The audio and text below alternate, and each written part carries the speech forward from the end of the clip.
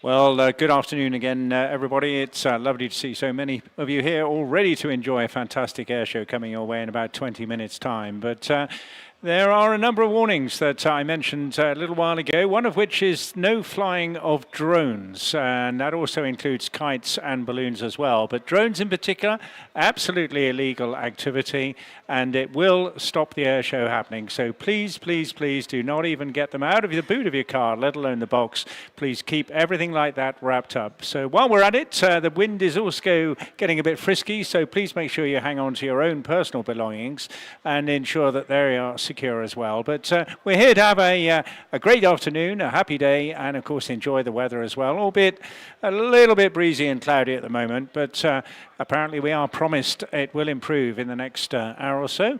And just as I say, around about 20 minutes to go, get yourselves ready, top up those teas and coffees, put plenty of sunscreen on the kids, so make sure they're wearing their hats as well. And if you see anything at all suspicious during the course of the afternoon, just speak to one of the friendly policemen or stewards around the site and we'll get that sorted for you.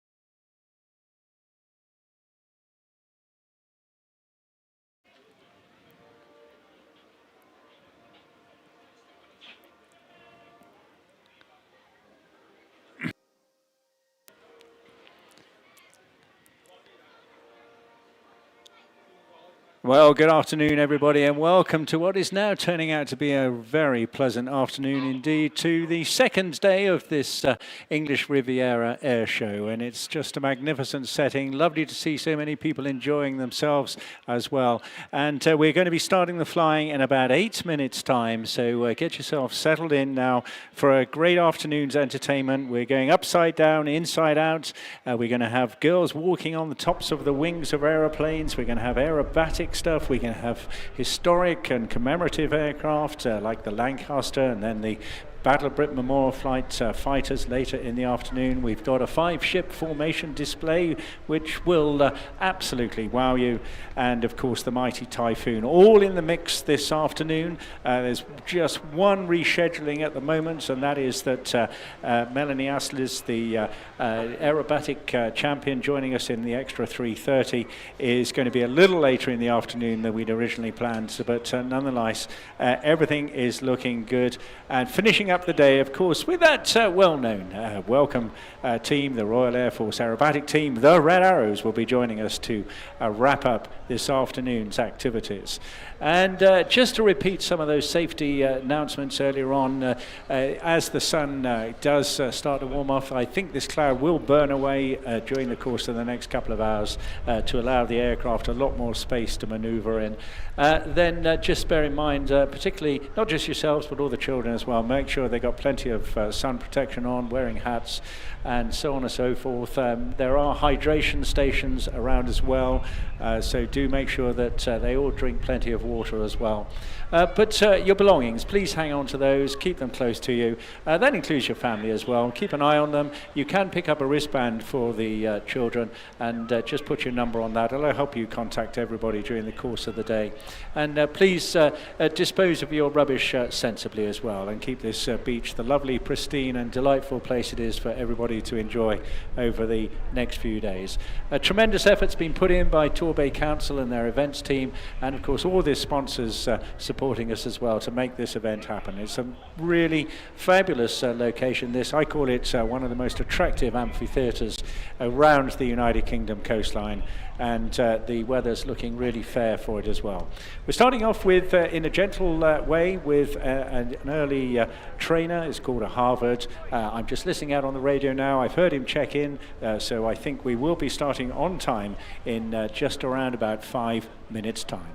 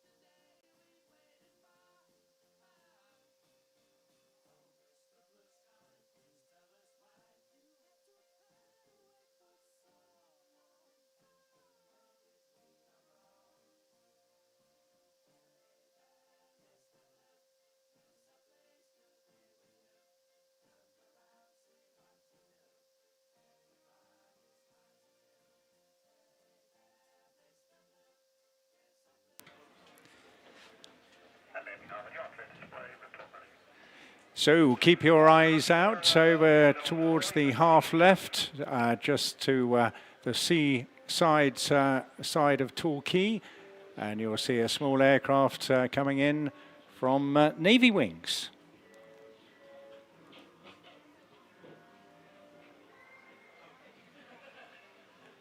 I am optimistically playing Mr. Blue Sky in the hope that, of course, we get there in the end. So running in very, very shortly. Now, Navy Wings, an interesting outfit. They've got a fantastic collection of aircraft in their stable.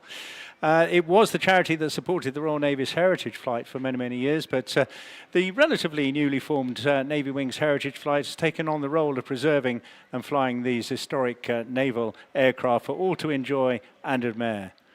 They're hopefully also in the focus of inspiring future generations as well. On the beat.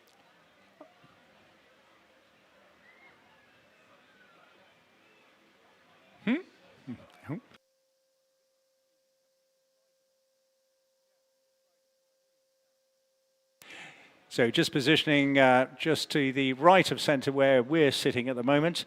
And he'll be bringing in this aircraft. And as I was about to say, it's really important to preserve these old aircraft in a flying state. So we not only understand what our predecessors went through, but of course, promoting the understanding of where we go in the future with them. Here it comes now, running in, crowd centre, the Navy Wings Harvard.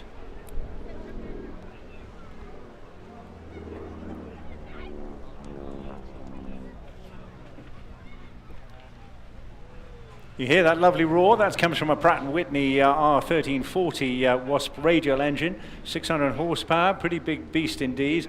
And it's the tips that are actually going almost supersonic of the propeller that is making that beautiful sound. Primarily a trainer. Over 17,000 of these were built either as Harvards, the name for the British and Commonwealth Air Forces, with also a deck hook for US Navy, or T6 Texans for the US Army.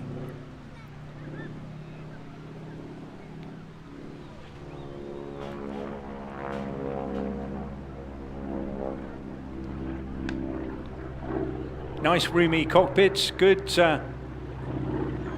visibility out of there, and of course a great trainer as well for moving on to the very large powered warbirds that these guys would have to have flown afterwards. Very much therefore a stepping stone trainer for such aircraft, and providing prospective warbird pilots with a little heavier piston handling experience and available as a training and assessment aircraft as well.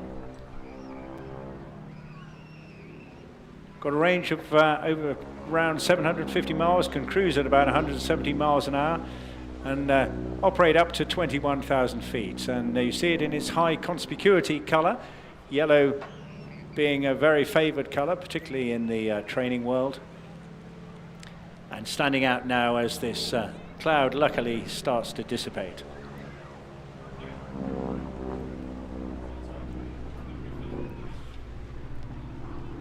Alongside the Harvard, you'll see some more of the Navy Heritage collection during the course of the weekends. They have a couple of ferry swordfish, one of which we will hopefully see tomorrow, but also a Supermarine Seafire, a Wasp, a Stinson Reliant, a really interesting aircraft that, Tiger Moth, the Seahawk and Sea Fury, of course we haven't seen for some while, and the inevitable Chipmunk that most people still own these days for tail wheel training.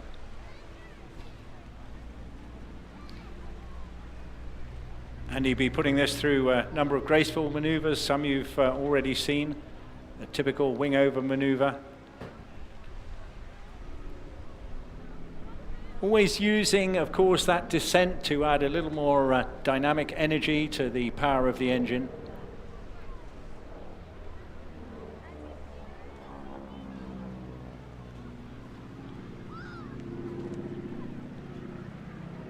Putting in a neat twist in what we call a quarter clover.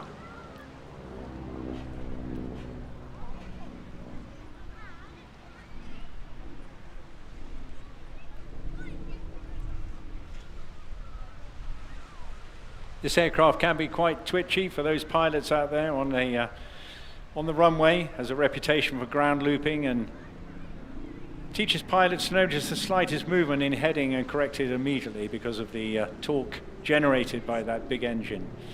Supercharged with a constant speed prop, retractable undercarriage, swings under power, and a reasonable gyroscopic effect all help to broaden the pilot's experience. So it's a really, really good mid-range training aircraft.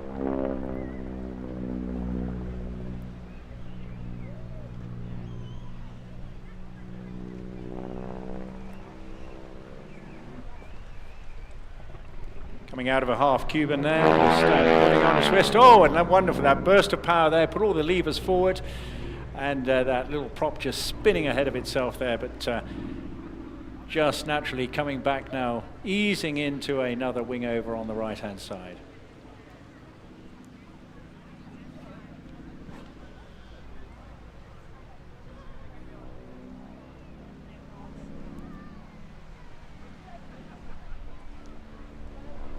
The aircraft's heritage dates way back to the 1930s.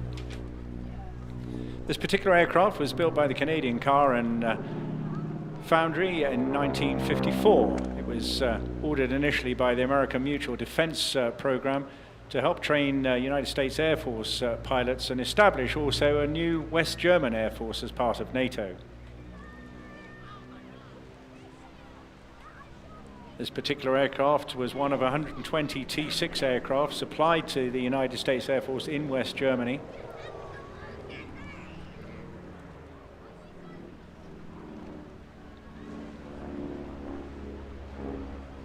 And in that guise was initially operated by USAF instructors training German pilots before handing them over to the German Air Force. Operated there pretty much through to the mid-60s before then being described as surplus to requirements, went off to Portugal, flew with the Portuguese Air Force up until 1975, including operations in Mozambique.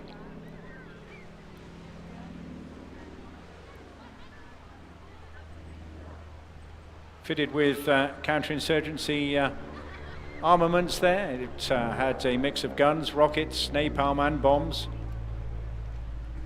But following the granting of independence in Mozambique, basically was just left behind to start rotting, but was recovered by a couple of South Africans. They actually found 13 Harvards there, and eventually through making their way through UK, some of them refurbished, and then repainted in the overall yellow scheme of the Royal Canadian Air Force, the STEL number 20310. A scheme she never actually wore, having not been operated by the Canadians, but was awarded a permit to fly back in the 1990s. Really good gentle start, a good introduction to fairly straightforward aerobatics for those who are new to all this.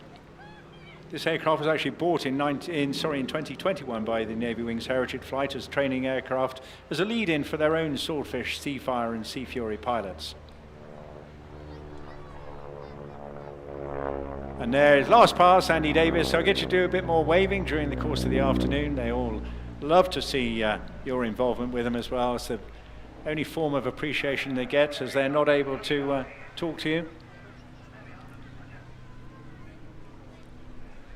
And there, Andy Davis. We'll see it again tomorrow, but we're also hopefully promised a swordfish as well, so it'll be a great sight. Coming up in the next few minutes, we've got a Mark 5 Jet Provost. That'll be followed by the Lancaster and then the ever popular Wingwalkers.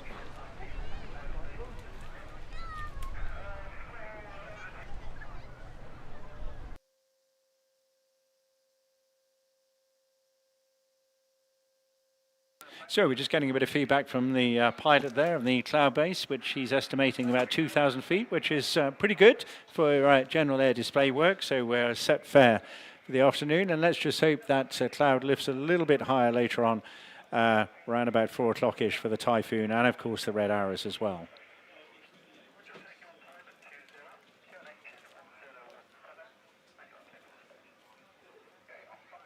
So we just got a couple of minutes break now before we see the next aircraft. This a famous breed of aircraft coming out of a long, long line of the Jet Provost family.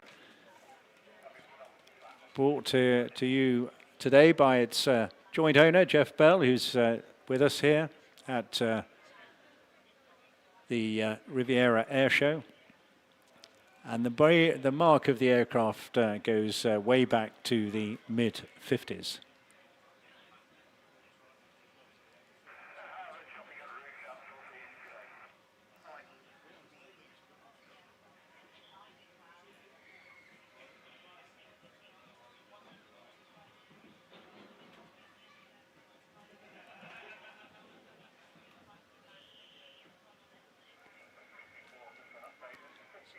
So now I hear the dulcet tones coming through the oxygen mask of Phil Bird. Phil Bird, a man very well known in the past through the air display world. He's got a great background leading him into this display with us here today. The original family going back into the mid-50s, as I mentioned. And really trained thousands of people. Originally developed by Hunting Percival, the first Jet Provost Mark I joined the Royal Air Force in the 1950s. First flew actually in 1954, but very quickly developed through the Mark III, which was probably in many cases the most popularly used training aircraft. Having been powered by the Viper engine, fitted with ejector seats, and running in now from the right-hand side. Coming in low, the Mark V T5 Viper Provost.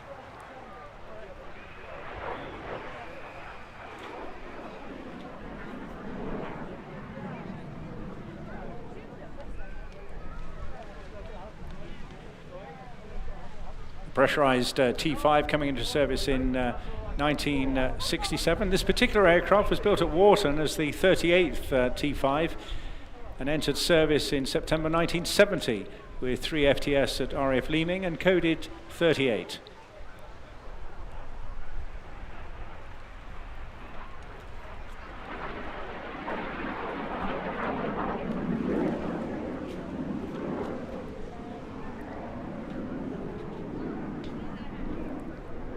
Many people are disparaging about these marks, but the T5 was very much the GTI version of the JP family, but all of them most noticeable by the constant noise of that Rolls-Royce Viper 202 engine.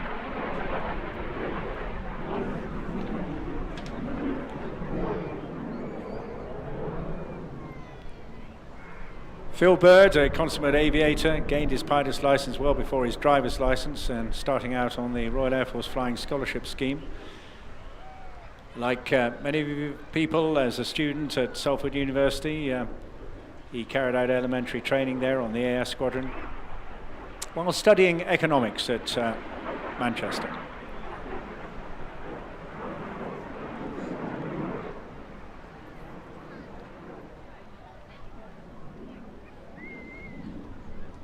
A good match because the aircraft you'll see here today was used initially at 3 FTS as part of the Gemini pair during the 1973 season, but was then the year later transferred to 1 FTS at Linton-on-Ouse.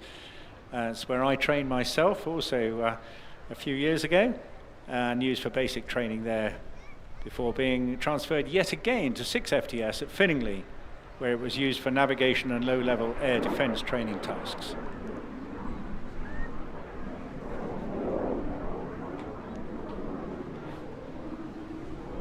Phil joined the Air Force in 2002. He was Stream Fast Jets. He trained initially on the Tucano, which of course replaced the entire fleet of Jet Provosts, and then moved on to the Hawk at Valley, and was very lucky enough to do his tactical training at Cold Lake Air Force Base in North America, of course, and Canada. Lovely topside pass there as he gets to check you out.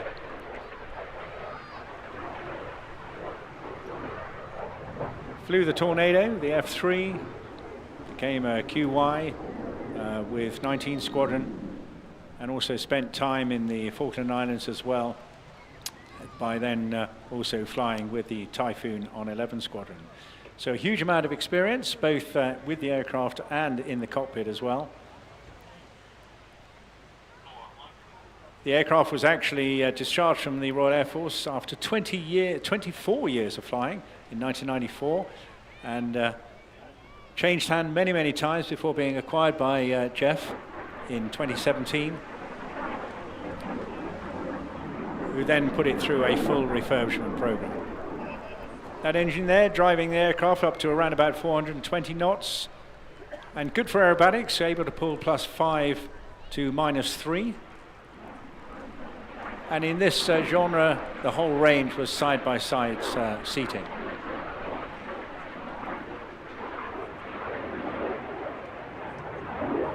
High altitude endurance of about 3 hours, but the fuel burn at low altitude cut that way back to about 1.5 hours.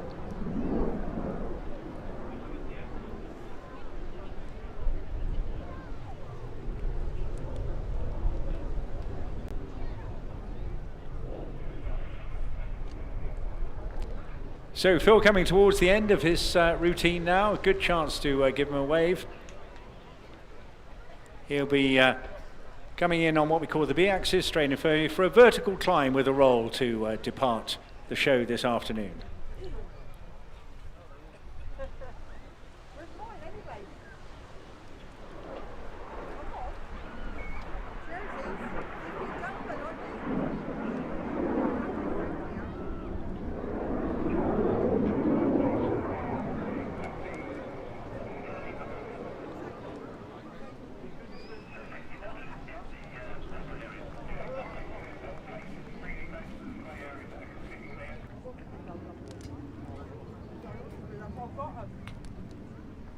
Well, we're just getting a slightly bit more feedback from Phil in the cockpit as well, just saying in the middle of there. He had to maneuver around. The bit of cloud was a little bit lower than the Harvard experienced, but nonetheless all perfectly safe. And our best wishes to Jeff, who I gather is also recently invested in a Strike Master as well. So we look forward perhaps in a few years' time to seeing the T5 and the Strike Master.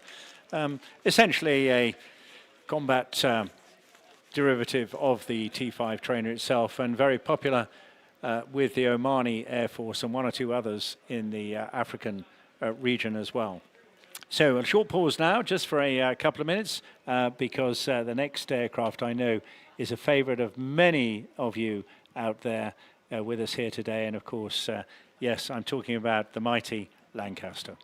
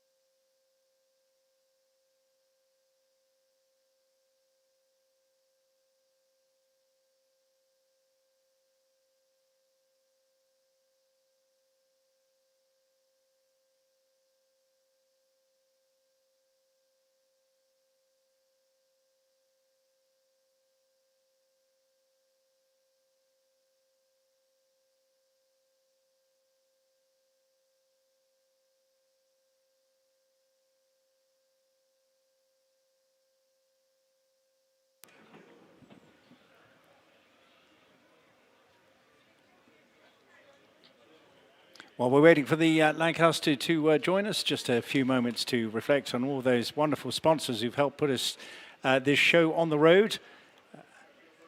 Top of the list, of course, the English Riviera Bid Company, very much the guardian of the brand, and working really hard to attract as many people as possible to this beautiful location. But joined by Big Wave Media and a whole list of really, really welcome sponsors: Great Western Railway, Torbay Pharmaceuticals, Barnes Aerospace, Eden Motor Group, and many, many more we'll mention during the course of the afternoon.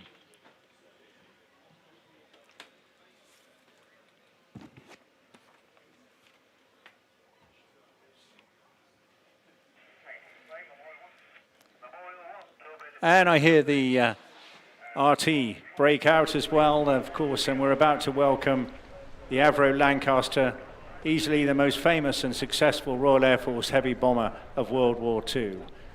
The legend lives on today, and the contribution that this aircraft made and its crews to the freedom of our nation will hopefully never be forgotten. And it's particularly apt that last night we paid a nod to the 80th anniversary of VE Day. Of course, 8th of May was celebrated around the rest of the country, and I hope you had a good tea party in your street as well.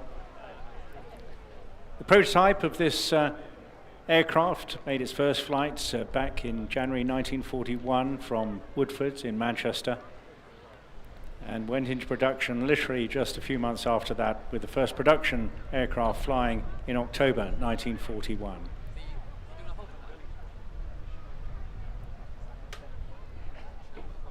Still today, one of only 2 Lancasters flying in the entire world. The other one is based in Canada.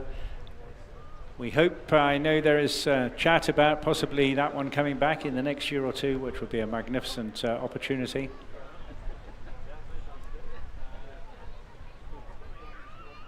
The aircraft joined operations with number 44 Squadron at Waddington, quickly followed by nearby 97 Squadron at Woodhall Spa, and today is still the most outstanding site. In the hands today, coming in now, you might want to just bend your necks, because surprise to surprise, it's behind you.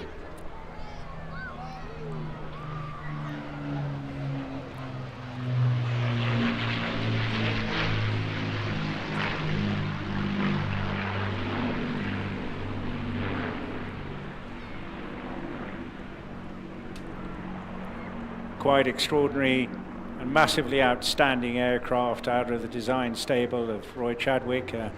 Himself went on to greater and bigger projects after this. Could carry a maximum bomb load of 22,000 pounds. Fly with a full load at 15,000 feet at 270 miles an hour, and routinely cruised at altitudes above 20,000 feet at speeds in excess of 200 miles an hour.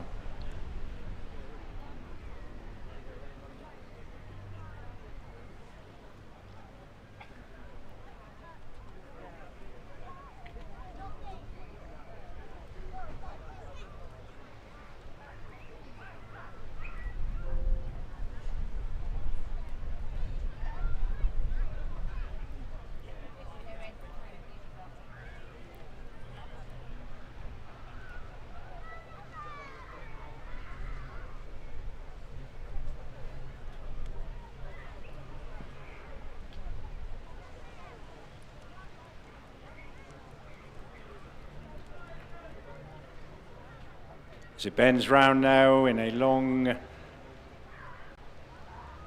arc, an opportunity to really see up close and personal this magnificent machine. With a full bomb load, had a range in excess of 1,500 miles, and its performance, ruggedness, reliability, and to many, its sheer charisma, as we feel this afternoon, endeared its crews proud to fly this very famous thoroughbred.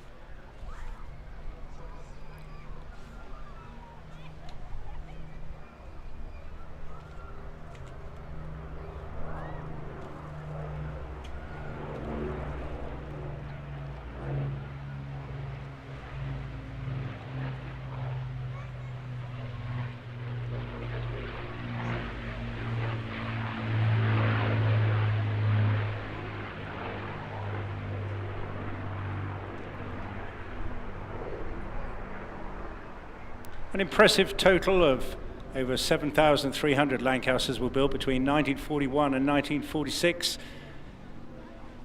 Of these, at least 3,500 were lost on operations and another 200 or so destroyed or written off in crashes. The vast majority of Lancasters sadly didn't survive the war or were simply scrapped and not required. And so we have to thank the Battle of Britain Memorial Flight, as they do, for allowing us to both see and also at the same time commemorate the contribution that all their aircraft and the airmen made during the course of the Second World War.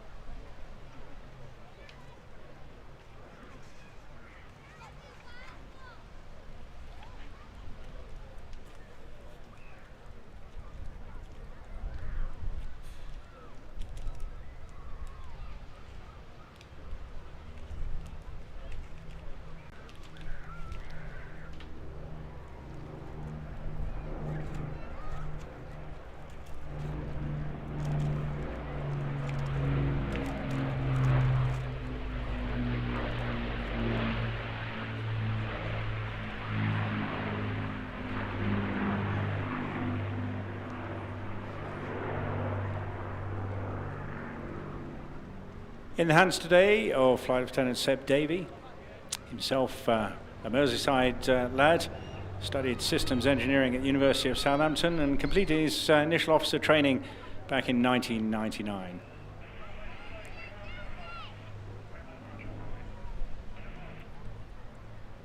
Very experienced pilot, initially as a captain on the C-130J, and also not just on ops in Iraq and Afghanistan, but then as a tactical air transport captain, so supporting numerous humanitarian efforts around the globe.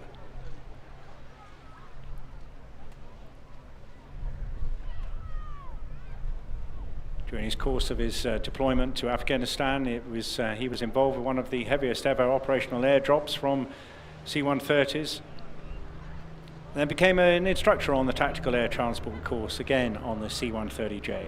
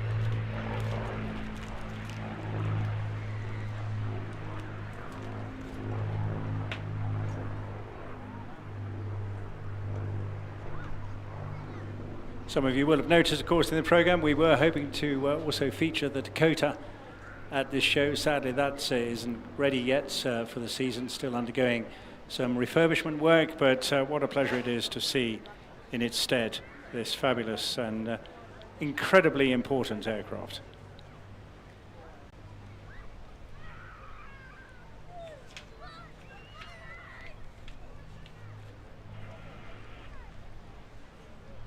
Alongside Seb today, JJ, known as Flight Lieutenant Jamie Jackson, also a hugely experienced big aircraft operator, bringing the A400 Atlas aircraft into service. Spent a bit of time down in Spain doing that, and then, like so many others, went on to instruct on both 30 and other squadrons, and completed the first A400M long-range airdrop of fuel supplies to the British Antarctic Survey in Antarctica.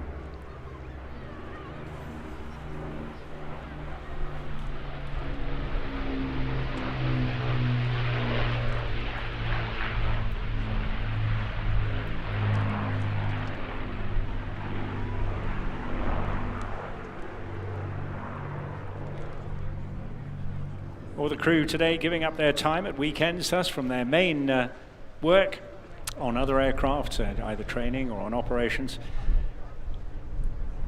The BBMF itself literally tasked to fly over 100 displays and around 700 flypast at events of all shapes and sizes throughout the country, generating around 1,000 individual aircraft appearances each year. It is the most phenomenal effort and a great tribute to the nation that they make by keeping these not just in active operational service, but of course getting them to as many events as they can throughout the course of a British summer season.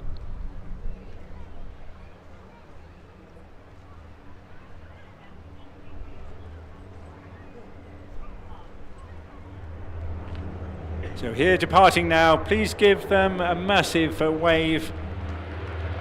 The flying memorial to the men of Bomber Command in the Lancaster.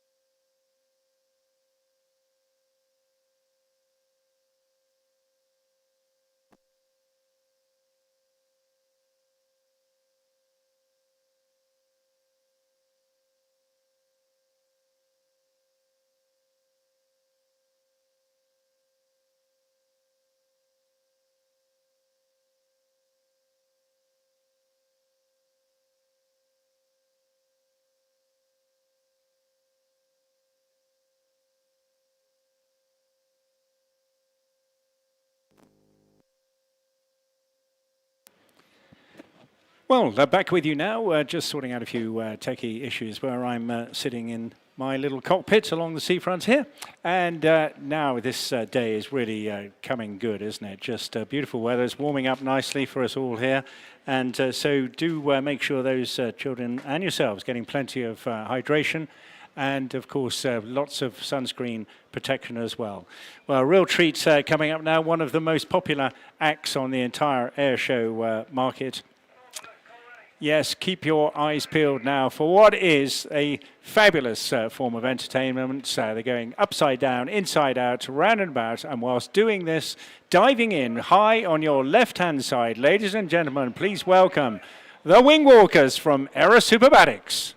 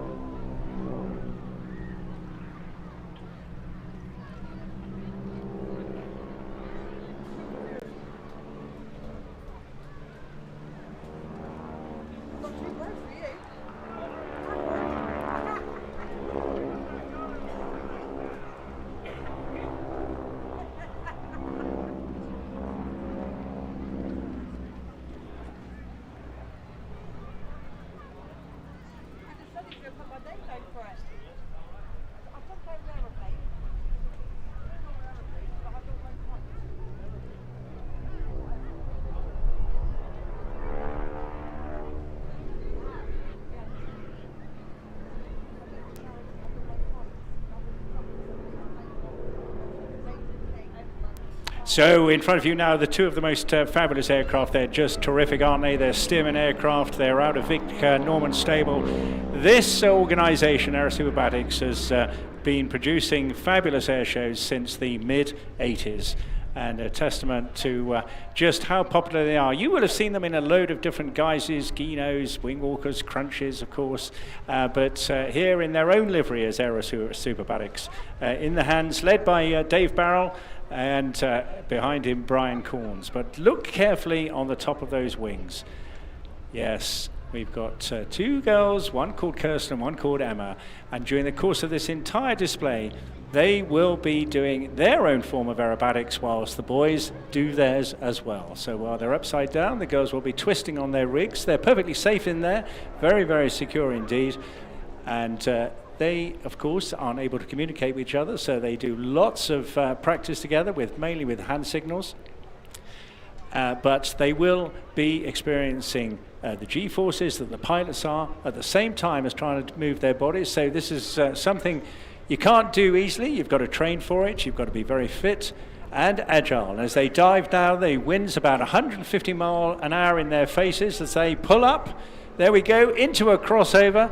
A wonderful smoke displaying and picking them out beautifully in the sky above us. An absolute delight and a pleasure. Very strong aircraft these. Again, basically a mid-war 30s, 40s basic trainer.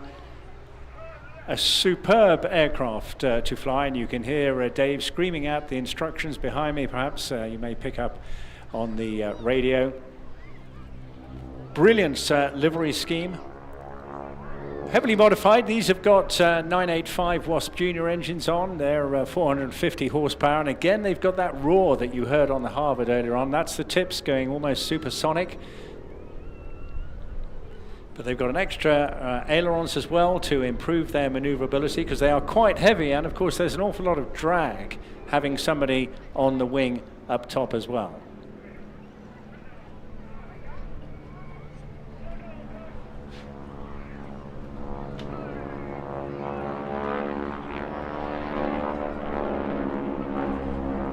What a magnificent sight and sound that is, yes. And keep your eyes on the girls all the time. While the boys are doing that, yes, they're doing their little maneuvers, going upside down, doing various pirouettes on the rigs, on the wings, and later in the show, with any luck, if the conditions are right, we'll actually see them unstrap and formate in different positions on the top of the wing as well.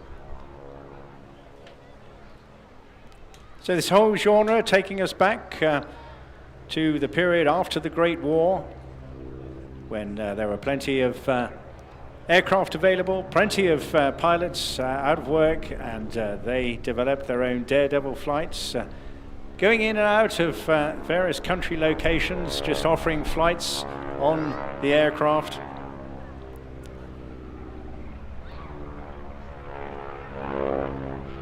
And all becoming young daredevils caught with the flying bug. But it was in around about 1918, an American flyer with the extraordinary name Ormer Locklear. He came up with a stunt that was guaranteed to wow the clouds. He would climb out on an aeroplane and walk along the wing, and even climb onto the wing of another aeroplane alongside. He first got used to this by trying to fix a technical problem on one of his aircraft. And there, it basically took off as a bit of a show. He was joined by the equally extraordinary name, Lady Ethel Dare, who was the very first female wingwalker who, like Locklear, would jump from plane to plane. Well, you'll be glad to know we do it all a hell of a lot more safely these days. Of course, the whole routines and training system is much, much more different, and I'm glad to say without serious accident, which is just marvelous news, and now very popular. You can do this yourself as well if you fancy a treat for a birthday or a special occasion. Then just go to aerosuperbatics.com and you can sign up. Take yourself along to a beautiful airfield in Gloucestershire called Wrencombe, but keep your eyes peeled now if you've got a camera for this crossover right in front of you. Here we go. Terrific sight and sound.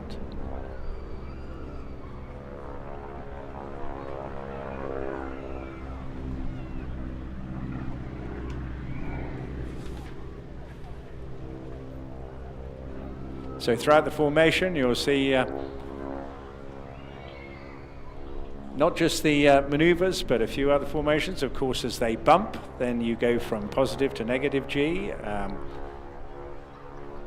And a little later on, as I mentioned, the girls will then take up a different formation themselves as well. Going through a series of opposition passes. You see the girls there, arms and legs out in front of the plane, and that is a lot of effort. The girls themselves come out of circus and dance environment.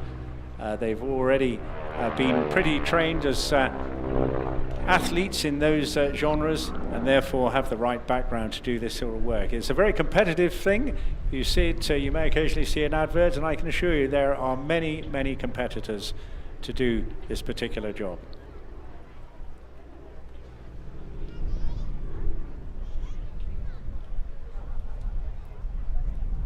David, been the chief pilot with the company for many years now.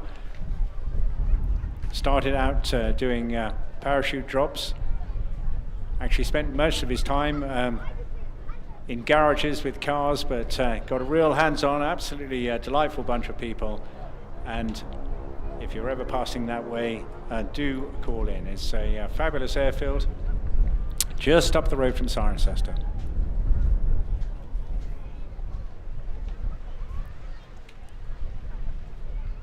So keep your eyes peeled now on the left-hand side. We'll drop into the cockpit and just see what they're going to do. They'll be getting their heights. This helps increase the energy, speed, and power, so you convert all this descent now. Smoke is going on. They're diving down. Will it be a roll? Will it be a loop?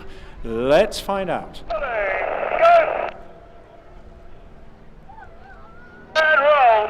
And it's a roll, and look at that, in perfect synchronization. The girls hanging upside down in those rigs. And the guys just now pulling on a bit more positive G, a little more comfortable, and their bodies will sink back into both the wing and the cockpit.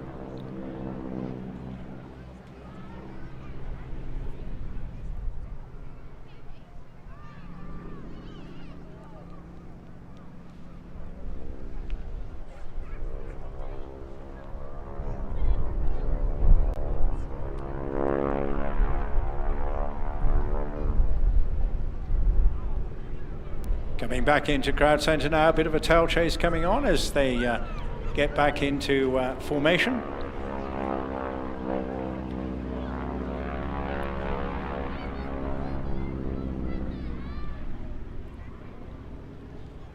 The Stearman Aircraft Corporation formed itself up out in Wichita in Kansas. And that was back in the late 20s. Coming up with some aircraft between then before developing the Stearman for essentially for the mail delivery. I guess therefore succeeding the Pony Express in many ways.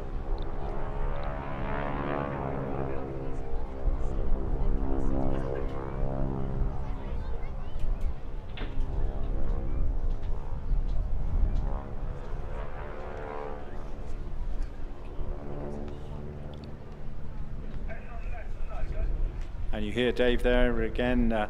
It's all down to the cadence. You'll hear this in formation, all formation teams. As the order is given, there's an emphasis on the final couple of syllables. And that is when you put the control inputs in. So coming into this sequence now, you'll get a bit more activity from the girls on top. Kirsten with Dave there. Her background is in trapeze and aerial arts. And of course that really set her up nicely for doing handstands and spinning in the rigs on the top of the, very much an adrenaline junkie herself, loves doing aerobatics and standing on top of the plane. And has traveled worldwide, particularly likes flying over the desert apparently. Gemma comes out of the ballet genre.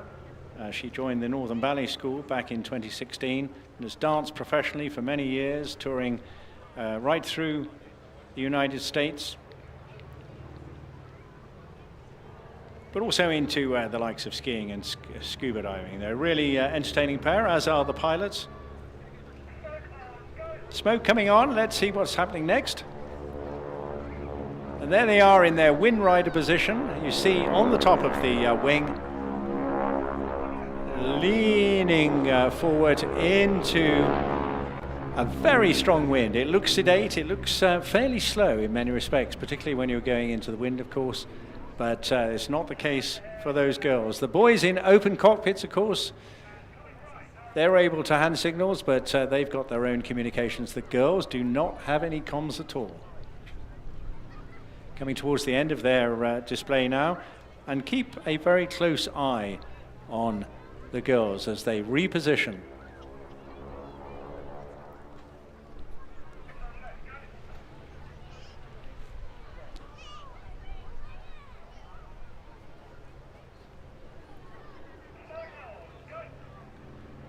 Smoke coming on, a great opportunity now to give them a wave, whatever you've got, hats, coats, ice creams in your hands. Boys and girls, mums and dads, do give these fantastic pair of pilots and wing walkers the most fabulous wave off.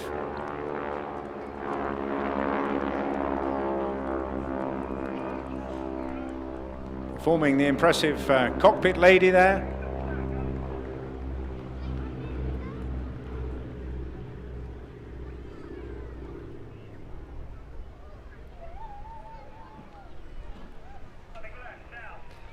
Coming by for one more pass. If you missed them that time, good opportunity to show your appreciation.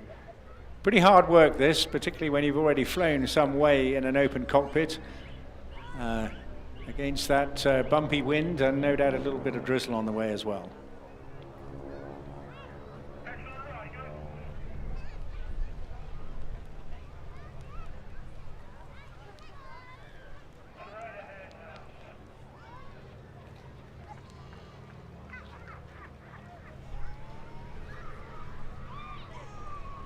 Bringing you back all the joy of the barnstorming days of the 20s and 30s. Keeping this genre going, and hats off to the boys at Aerosuperbatics. Girls back in their seats now. Of course, they just detach slightly. They do have a little safety harness to help them through that.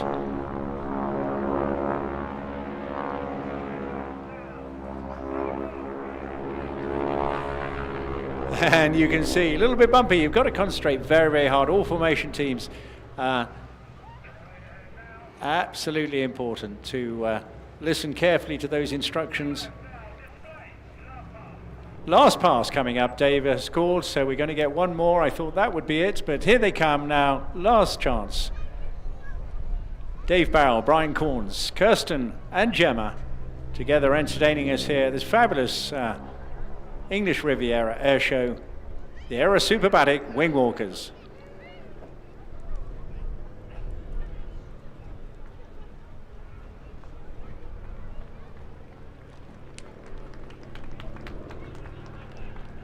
And I can assure you, don't worry, perfectly in control. They're just doing a bit of wing waggling to say their wave farewell to you, and you do the same back to them.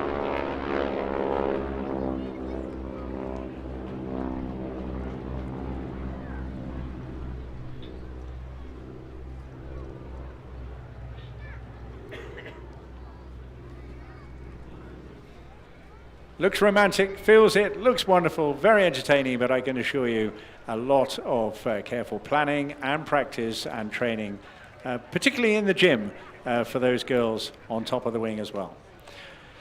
Okay, well, we're going to change the genre. Now, I mentioned that Melanie has been delayed somewhat with some technical issues at the airfield. She's working on those, and we'll see her in the second half of the program this afternoon. We'll be taking a break just after 4 o'clock for about 20 minutes.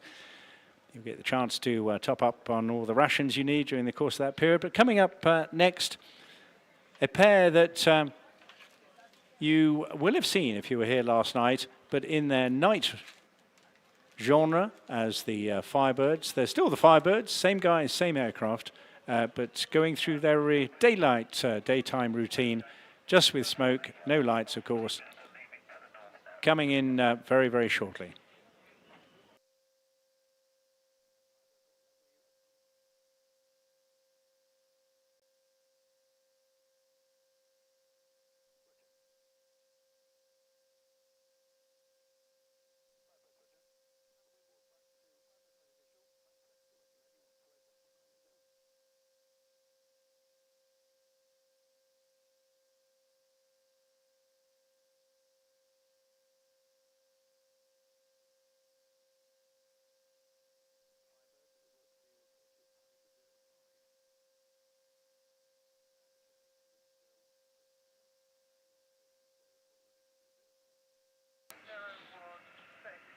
So we just hear the next team on the air, which is great news, all running extremely well at the moment. During the courses, just a few other points to note. We very much request that you all behave in a respectful and considerate manner towards others, including the event staff. Avoid any form of harassment, violence or disruptive behaviour. It won't be tolerated, as you know. But if you witness anything, please do report this to the security staff, the same as you would with any suspicious activity. We urge you to report it as soon as you can. Particularly if you come across any unattended bags, please do mention this to any of the security staff or police.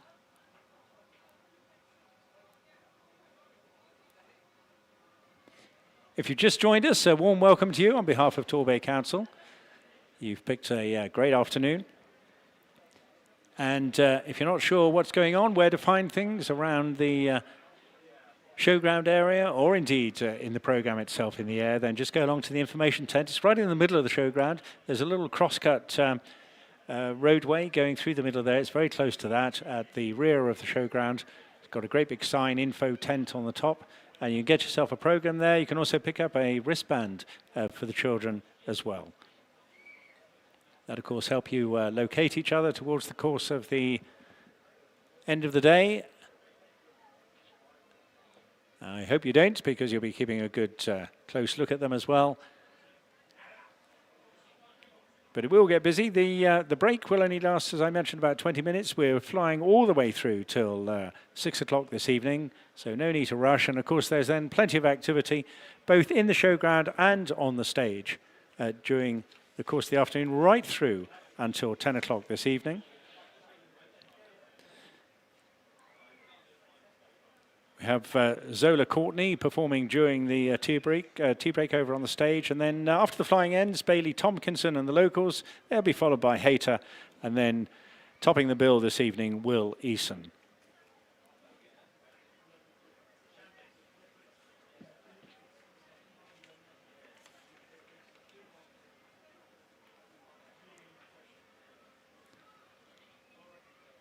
As well as getting all the information you need and the wristbands, you can also pick up some snappy English Riviera Airshow merchandise as well, all located by the main information point.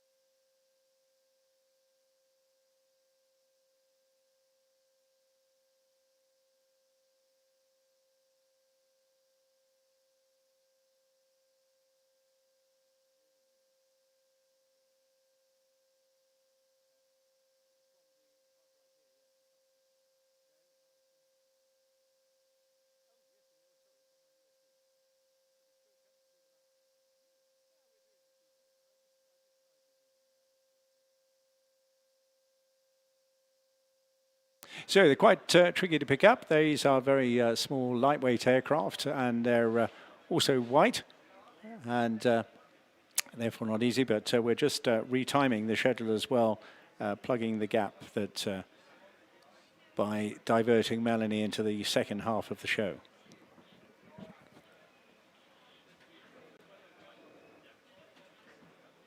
In the second half of the show, we've got a pair of Battle Britain Memorial Flight fighters, which is just terrific. Tomorrow we'll see them all together, though, in their normal genre. They normally fly as a three-ship, but today, because of timing difficulties, we had to split them apart. The mighty Typhoon will get Melanie in the middle of all that, and in fact, it's quite a punchy aerobatic sequence coming up, because we have Melanie followed by Richard Goodwin in his jet pits, and then an even better finale, of course, with the Red Arrows at 5:30.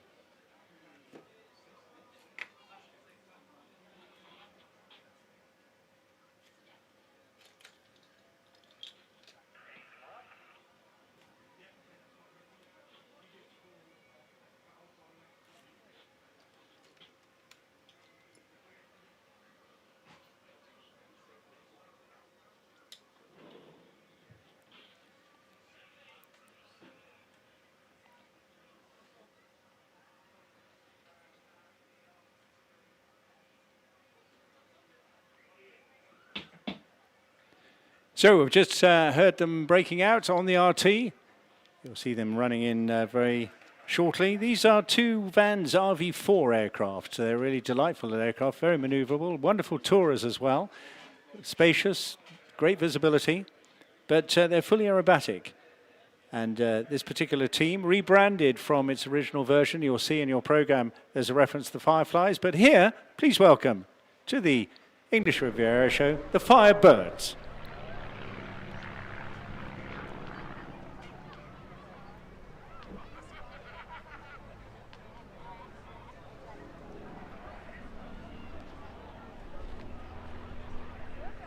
They'll be performing a very, very graceful set of maneuvers, links maneuvers, essentially rolls, loops, and what we call quarter clovers, a couple of stall turns, all in a very, very disgraceful, sorry, I should say, delightful manner, which is quite the reverse.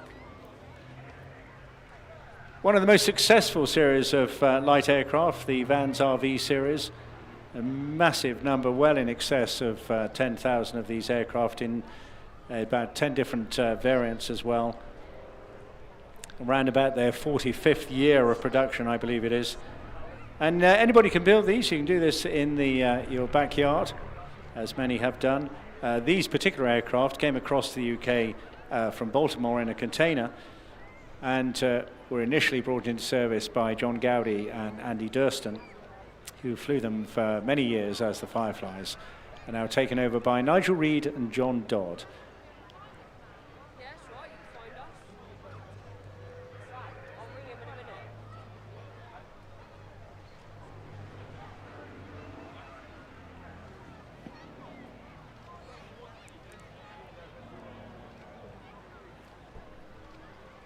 Driven by 160 horsepower, four-cylinder Lycoming, both with fixed-pitch propellers. Two seats in tandem, but the great thing there is there are dual controls for the rear seat as well.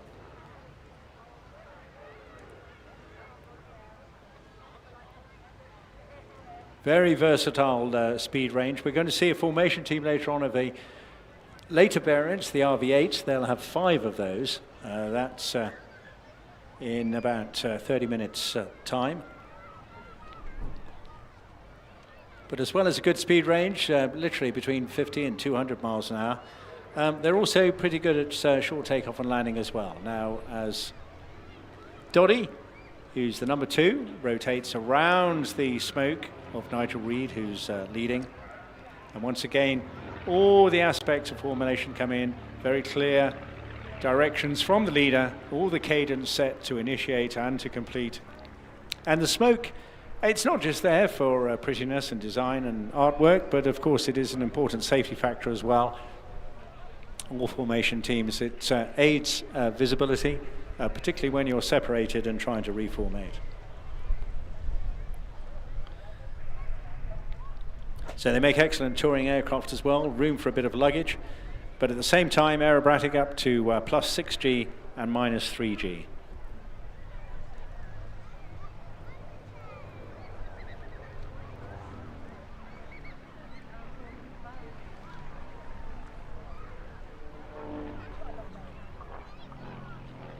So as you pull up into a loop, the pilot ducks his head right back to see the horizon behind him, and then that ensures that he keeps the wings level, in this case, to rejoin the formation.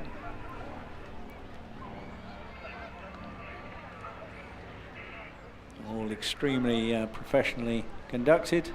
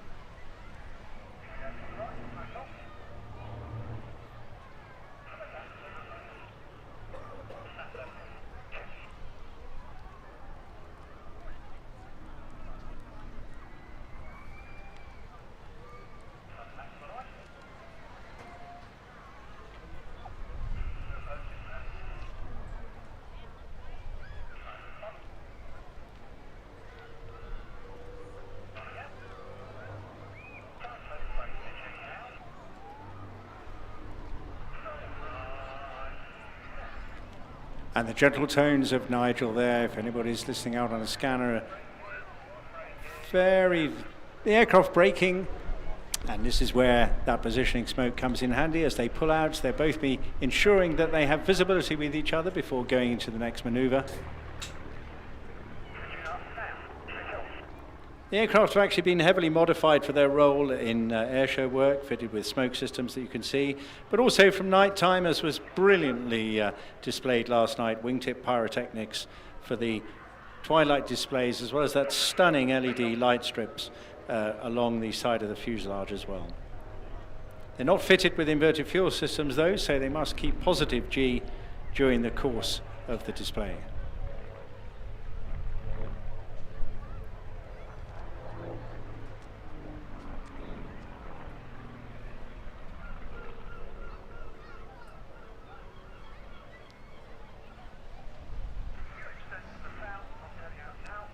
And you can see the wind gradually moving across to the left, and that is why they're just putting in a slightly extended maneuver now to move the center of the display back to where we need it.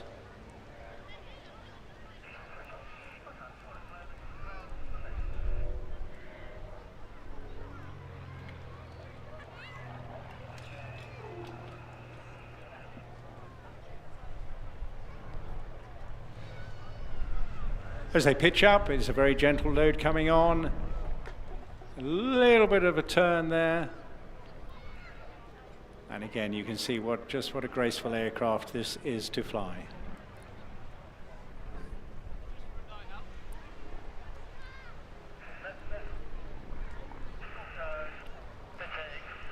So what they're going to do now is what we call a stall turn, and you can see they've adjusted the whole display off to the right-hand side as well. As they come up now, they let the airspeed really fall away and then put in a boot full of rudder on the cue from Nigel. So they both turn to their left in sequence.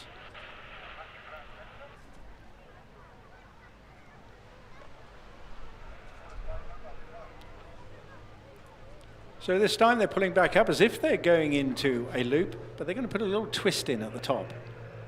And this is what we refer to as the quarter clover. So the G coming on now. something you get used to if you train enough, something you've got in advanced aerobatics, which we'll be seeing in the second half, something you really need to do a couple of times a week to ensure that your G tolerance remains at the highest possible level.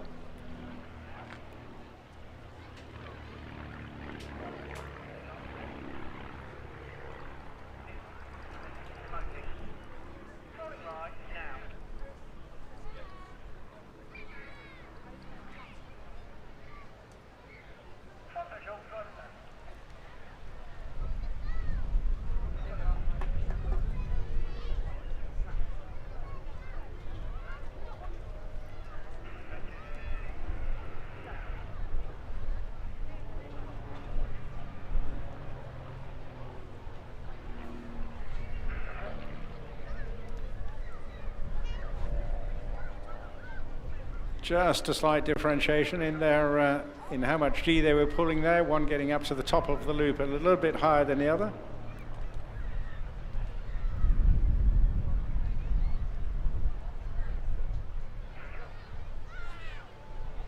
And remember,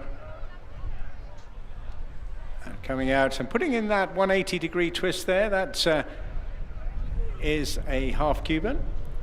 Basically, just as you come out of the top of the loop, you just check the aircraft, roll it, and then go into another positive G pull-up.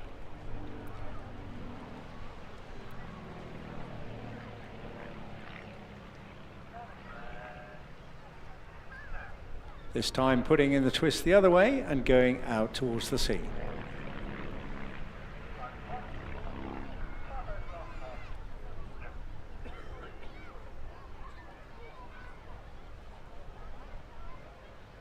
So just about completing this sequence for us. They'll be coming back round for their final pass. And if you were here last night, this was, of course, when we were thinking about putting all the phones on. Apparently they're going to, it was absolutely tremendous. Nigel sends his thanks to everybody involved in that last night.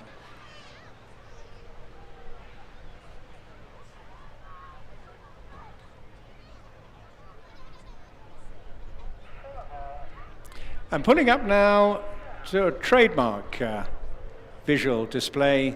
It is the heart.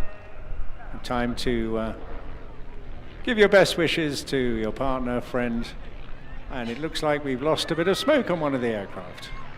Here it comes now. Very difficult to pick out the heart against fluffy white cloud.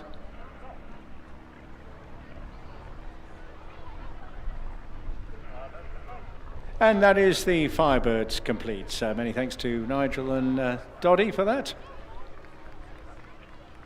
And we've just reported the intermittent smoke on the spare aircraft, but nonetheless, very consummately well flown, delightful. Great to see so many boats out in the bay there this afternoon. Hope you're having a great time and you're tuned in as well to our production. Plenty more to come your way this afternoon. We're going to go back to the Royal Navy in just a couple of minutes' time. Then the delightful silver Spitfire, which was quite a treat. Now, in your programs, you'll notice that we were having to see City of Exeter. In many ways, sadly not, it being a Devonian derivative in many respects. Of course, it's all reflecting the great fundraising campaigns that went across so many towns right through the course of the Second World War, where each one collected money to sponsor a Spitfire. But Matt decided to bring the Silver Spit, and that is a real treat if you didn't see it last night. It's a gorgeous, gorgeous aircraft. And then we're finishing off this section with Team Raven. 5 aircraft, look similar to the ones you've just seen, but a later derivative being RV-8s.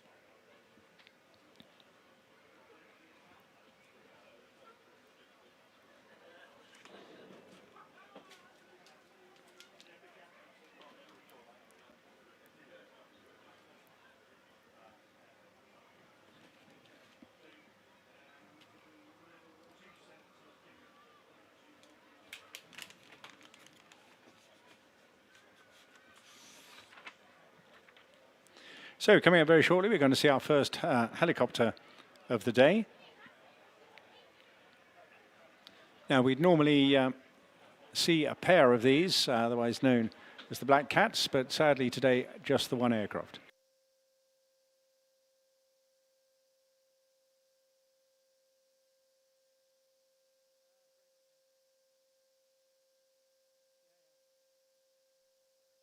So just been told there'll be just a slight delay. We're just spreading out as a result of the change in the program. So that'll be in about 3 or 4 minutes' time. And then after that, the Spitfire.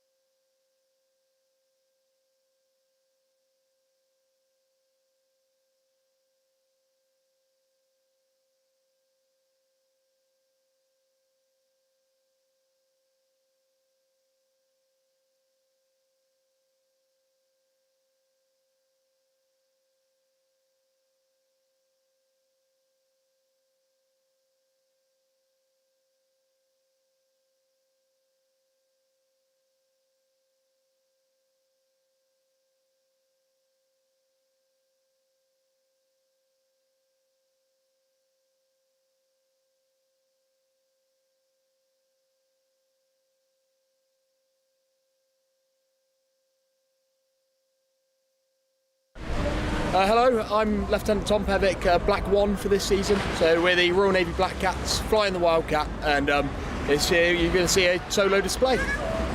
And so the helicopter that we're displaying, the Wildcat, is the Navy's premier sort of maritime strike aircraft. Normally equipped with missiles, goes off the back of ships and protects them effectively. Currently deployed all around the world with the Carrier Strike Group and on other units. What we're going to see in the Singletons display is a demonstration of the power of its engines, so you'll see how quickly we can climb and how effectively we can descend, and effectively how well we can manoeuvre the aircraft.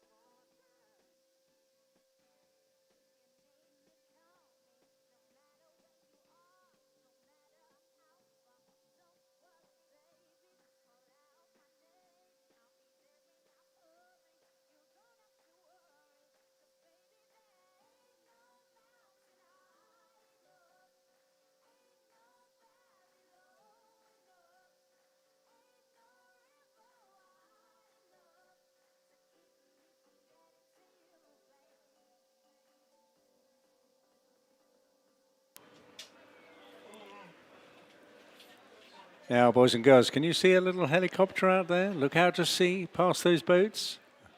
Keep your eyes open.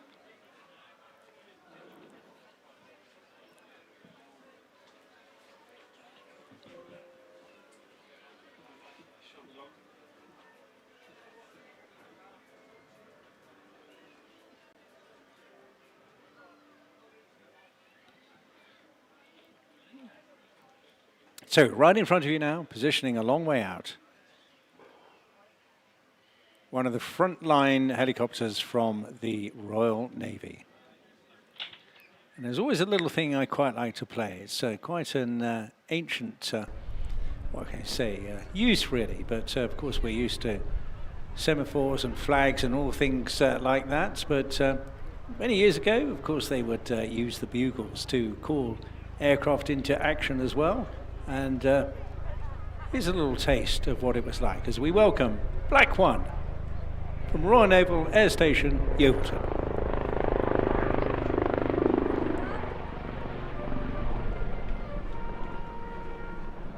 Yeah, that was the old call to flying stations for the Royal Navy. All done rather differently today, of course, but nonetheless, these guys right at the cutting edge, out in the front line. The Black Cats, as they are known, and there's a bit of a story behind that as well. They've been on the airshow circuit since way back 2001, when they were known as the Lynx Pair. Now supported a little more aptly by both the manufacturers and, of course, the Royal Navy as well.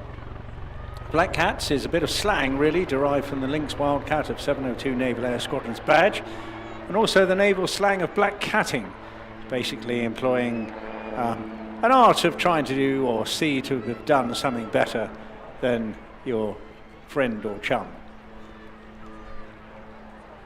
So following that 360-degree wing over and the 360-degree turn, now demonstrating its power and agility.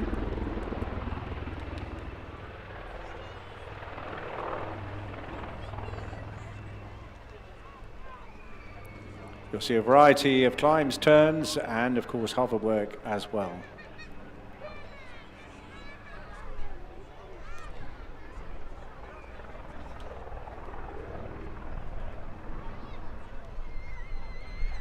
Led today by Lieutenant Tom Pethick.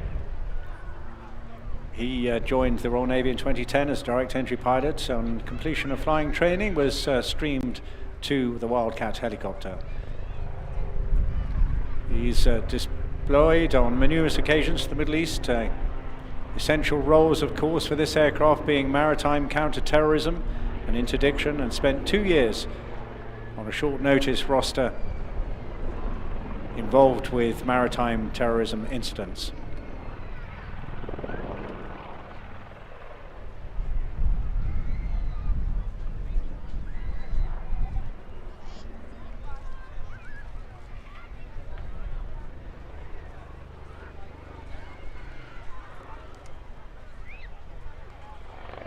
Really maneuverable aircraft, carries deadly range of equipment as well. It is essentially a combat helicopter with a new generation of sensors and mission equipment, able to carry 2 different types of missiles and to deliver a mixed weapons effect as well. The Martlet is a laser-guided rocket system from Thales, and Sea Venom, a guided and anti-shipping missile produced by MBDA.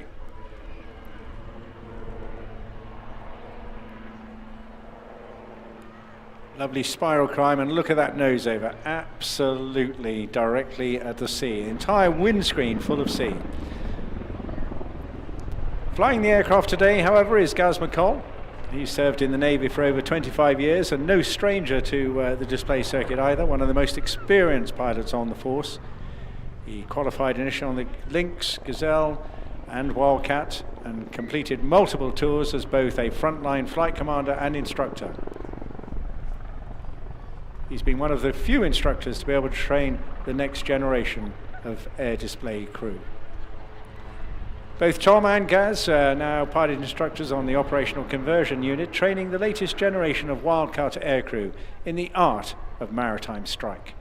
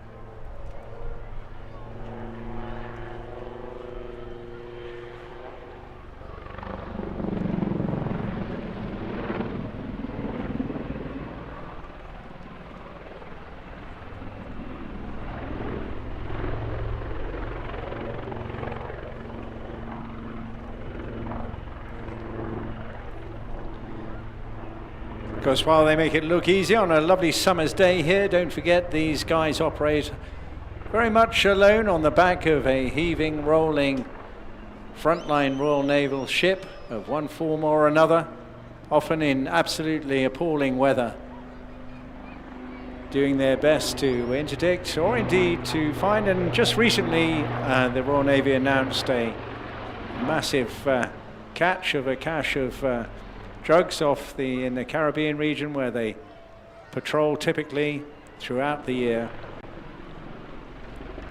And of course, one of the unique aspects of operating off a ship is that it's your home airfield.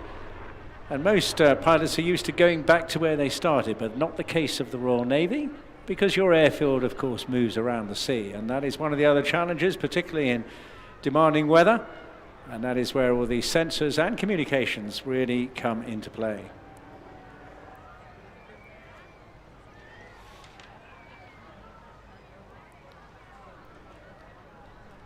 So not quite done yet. They will be departing what they call with their familiar over-the-shoulder departure.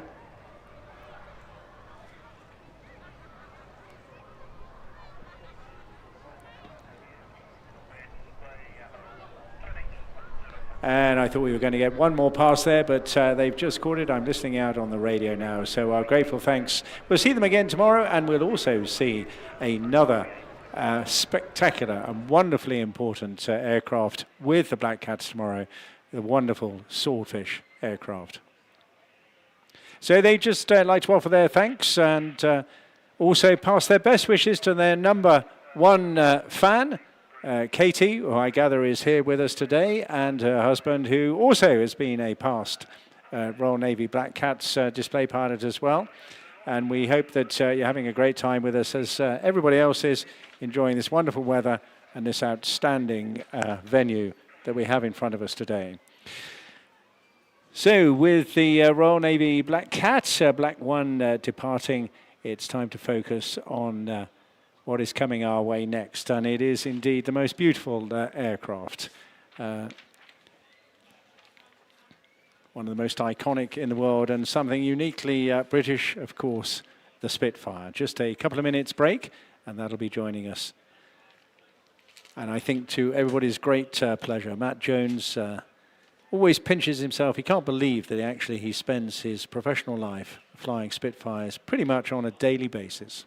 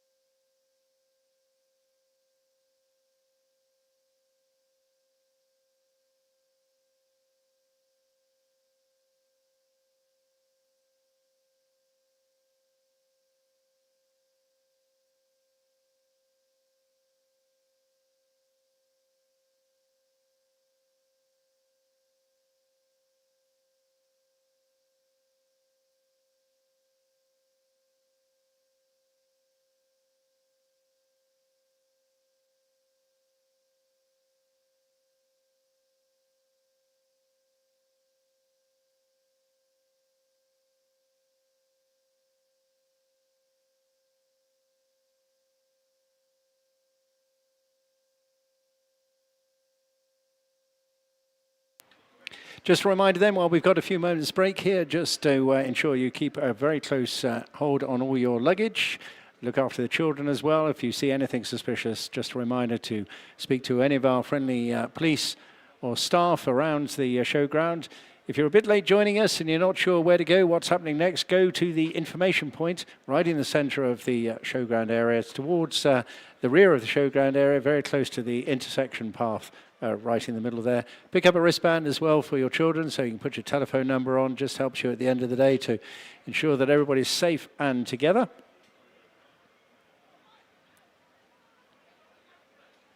And a reminder, nothing in the air, please. I know we've got a few seagulls, we can't do much about them, but any kites, balloons, and especially drones, just keep them well wrapped up. It will interfere and can possibly cause us to stop the air display if there are any objects flying in the sky.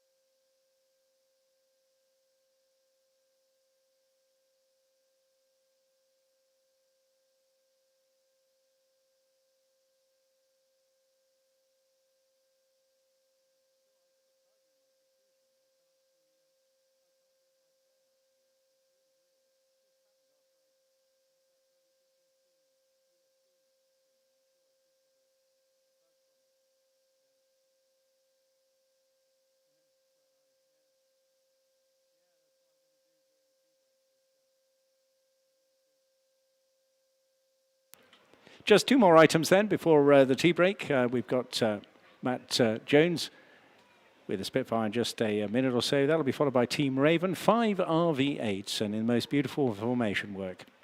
Something you'll enjoy. Battle Brit Memorial Fighters, the Typhoon. Melanie will be performing an outstanding aerobatic routine from her, followed by Richard Goodwin. And I hear the airwaves now in action again, which is good news. That means Matt is getting close by, and then finishing off at 5:30 with the magnificent red arrows.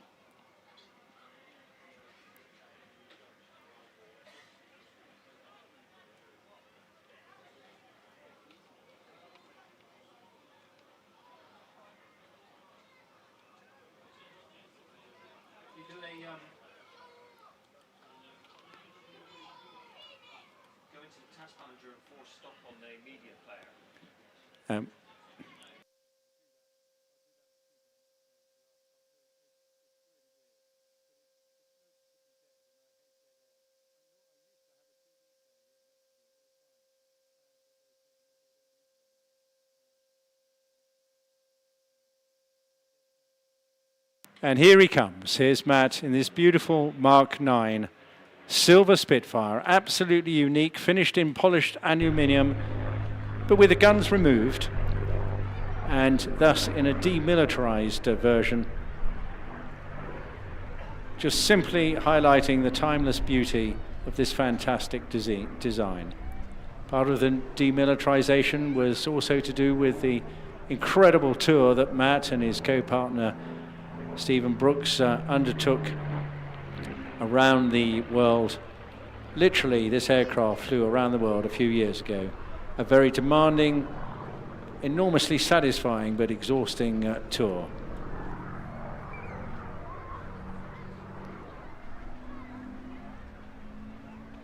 By displaying it in this beautiful bare metal configuration, highlighting the beauty of the design itself and drawing attention to the unique shape.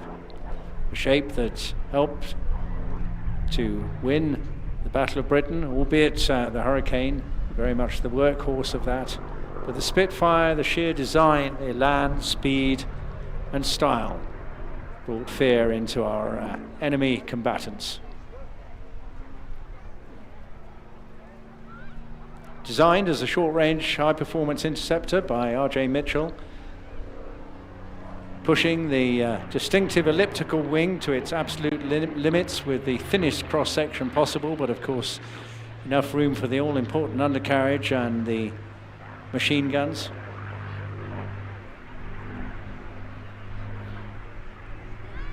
Sadly didn't see the great success that the aircraft achieved, dying before the outbreak of the Second World War.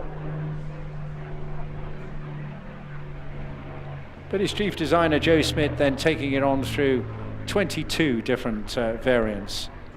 And the aircraft remained in service with the Royal Air Force until the mid-50s, when 3 of them, Mark 19s, formed the rump of what we now know today as the Battle of Britain Memorial Flight, initially named as the Royal Air Force Historic Flight back in 1956 at Biggin Hill. But this particular Spitfire, one of the most original airworthy Spitfires in the world.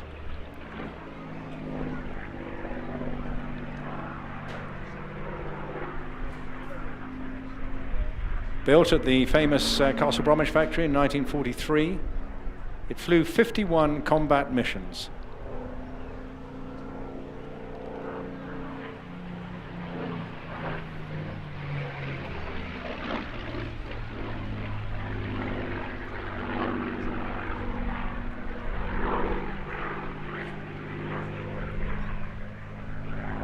Having been put into service in October 43, went through a number of different maintenance branches. A short spell with the Polish before joining 118 Squadron, a fighter squadron which spent much of its time flying fighter sweeps and escorting bombers over occupied Europe. The aircraft saw action in February 1944 and 16 operational sorties from RAF Detling near Maidstone in Kent. And that included cover escorts for B-24s and B-17s and 26 bombers attacking V-1 launch sites, as well as fighter sweeps over France.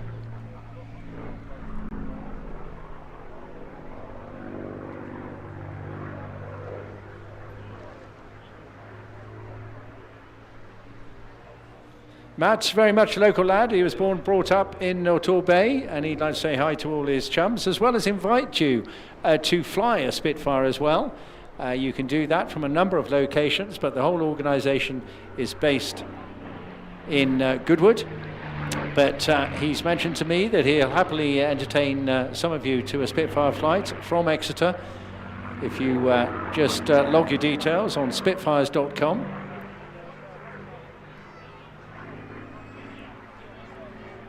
Wonderful chap himself. First took to the skies with the Royal Air Force CCF section at Exeter School, where he flew chipmunks.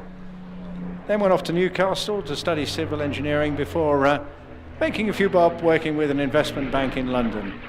And having done that, he then set his sights on a career in aviation.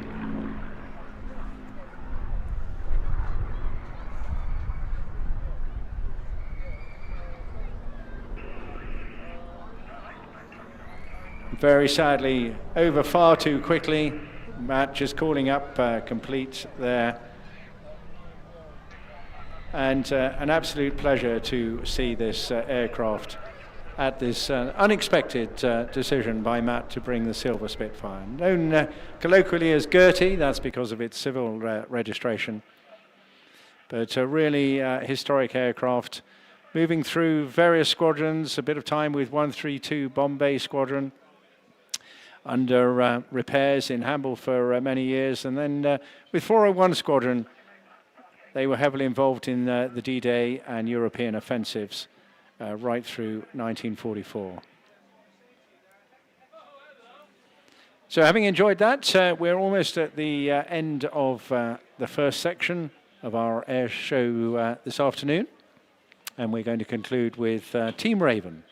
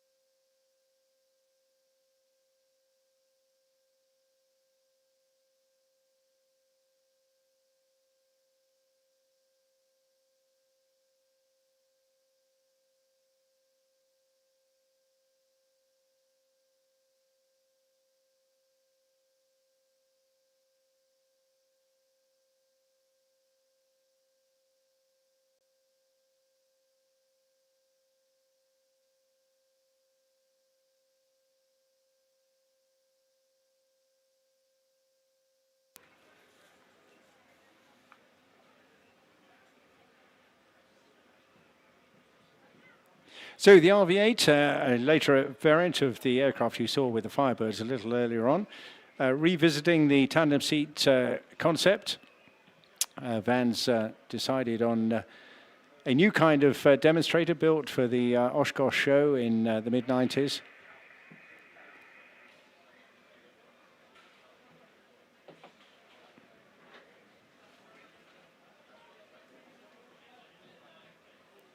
Very much retaining the fighter-like feel of centerline seating, but with a slightly wider fuselage, with giving a bit more room in the cockpit and accommodating large people in comfort. 2 baggage compartments, 1 forward and aft, and enabling it to even be in better touring envelope as well, but also within the weight and balance. Pilots up to 6'7" could now fit in the front as well. And a very large 42-gallon fuel capacity tank, providing long-range, high-speed cruising. Really lovely handling, both in the ground or in the air. And very responsive, but not twitchy aircraft, and a very harmonious balance of controls. Able to pull up to +6 and -3. And therefore making it a splendid aerobatic model. And again, still able to be built in your own home.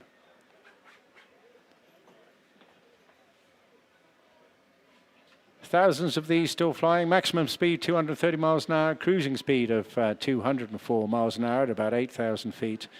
And giving you a range of about 1,000 miles. So a really good, all-round, affordable, home-built aircraft that you can just go cruising around in, or you can do what you're about to see, a most delightful sequence of formation aerobatics. High up on your right-hand side now, look into the sky.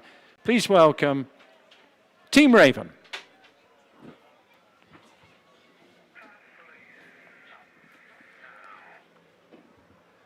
Coming in for their very first maneuver, the Big Vic Loop.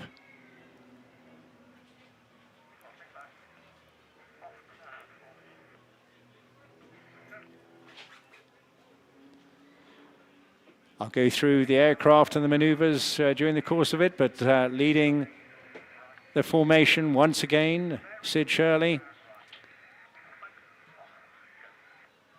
Ably aided, of course, Pete Wells, number 2, Mark Southern, number 3. Gerald Williams at 4, and Russ Eatwell flying number 5. They'll go through a series of 5-ship formations. They'll break in part into a 3 and a 2-ship. Individual maneuvers from Gerald in particular, and then rejoining in their classic. Always a very consummate, very professional demonstration of sublime formation aerobatics.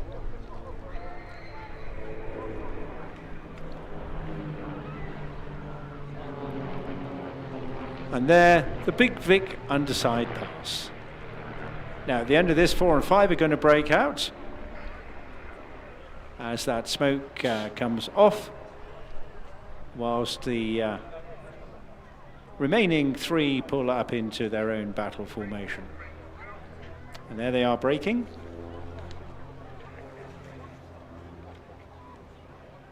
Sid, I think, probably in about his 12th season now, former Royal Air Force fast jet pilot, around 6,000 hours, flown multiple tours on the F3. But now keep your eyes peeled on 4 and 5, Gerald and Russ, as they put through this aircraft in a number of slightly more dynamic aerobatic maneuvers.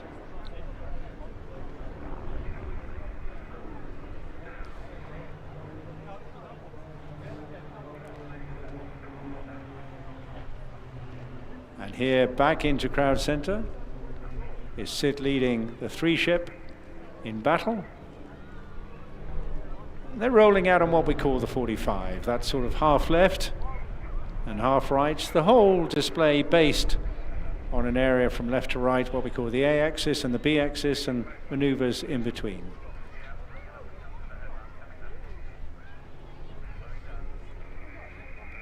While they're doing that, they'll be repositioning for the next barrel roll.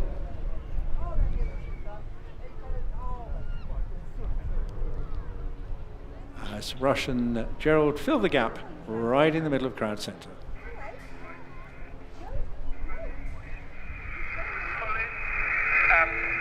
Now, by contact. Left and roll. And that's the voice of Gerald there, well known if you happen to have any Welsh or rugby connections. Spent many years as a professional rugby player and in many businesses, but with a deep passion for aviation.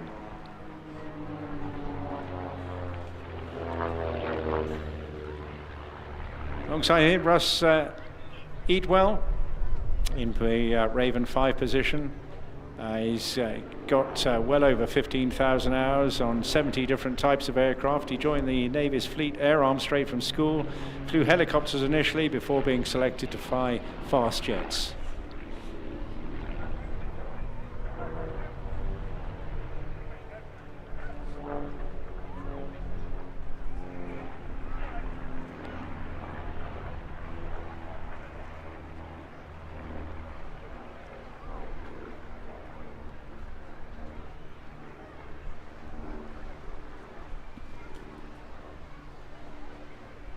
And you see how important occasionally this smoke is now. These aircraft quite tricky to see, aren't they? And particularly in these rather cloudy conditions.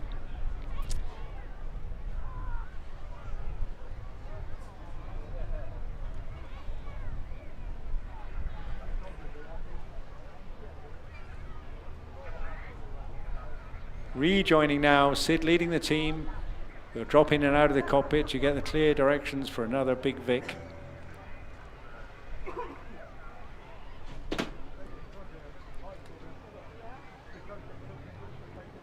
Keep your eyes peeled. Great photographic opportunity. Now. Pushing it in.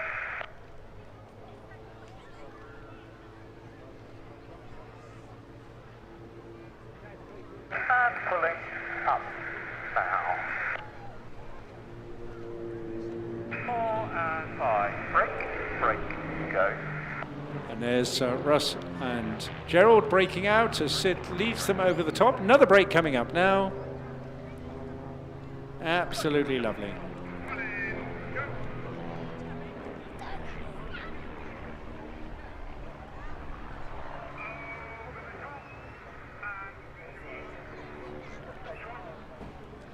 Left and right, both checking in with each other. Keep your eyes peeled as they reposition now. Coming in fast, eyes on each other. It's all well choreographed.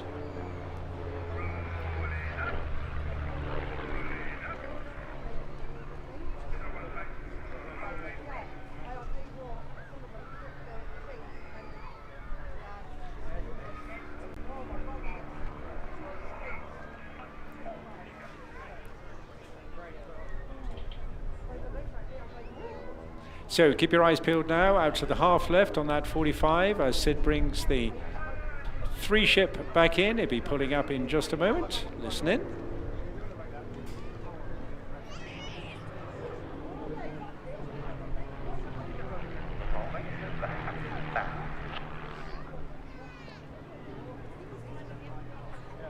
And you see and note and hear that cadence on that very last syllable. That is when all the other pilots, so they're doing their best in formation to replicate absolutely at the same time the movement of the first aircraft, while keeping the balance of the formation exactly in position whatever turn they put in. Takes a lot of practice and a lot of concentration. Back in come Gerald and Russ now.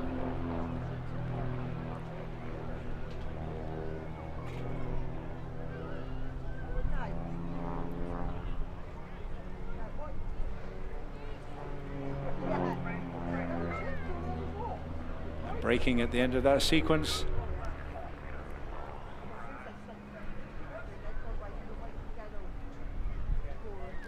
Keep your eyes peeled now. Crowd center right out over the sea there. 3-ship coming in alongside him. We've got, of course, Barry and Pete Wells. Pete, well known on the air display circuit. Massed well over 6,000 hours on all sorts of particularly tail dragger aircraft, went solo on his 16th birthday. Director of Zulu Glass Tech, composite repair business he has, but also well known for his early development of nighttime pyrotechnic shows using the silence twister.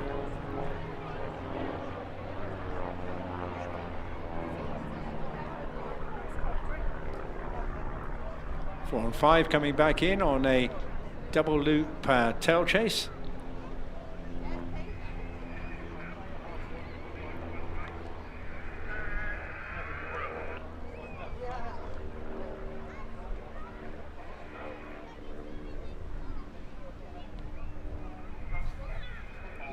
On the other wing of Sid is Barry Gwinnett, an experienced GA pilot, having had a PPL for almost 40 years now.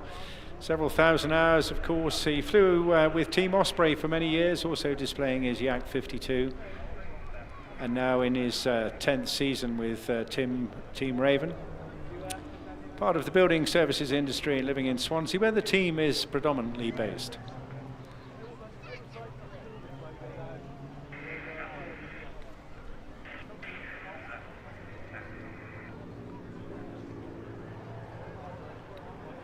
Lovely swinging formation, a slight variation on their previous displays.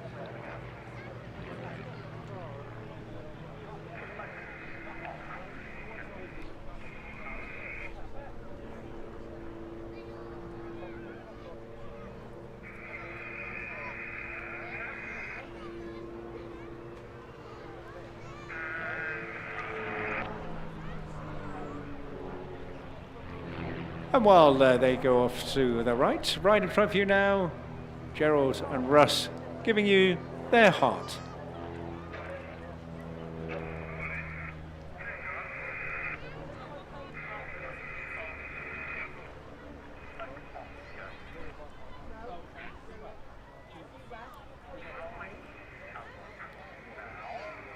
Now here's a neat one coming in as Sid brings the 3-ship back in now. He's going to perform what they call the crocodile loops. And there you go. Marvellous sequence this. Very, very nicely coordinated.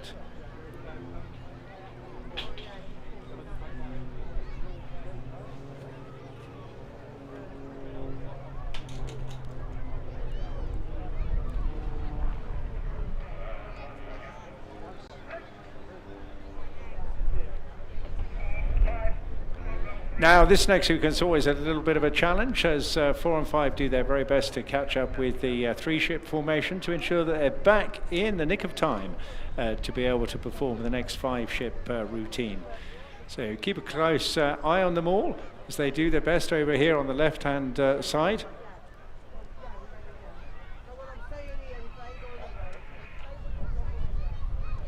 And you see them tucking in.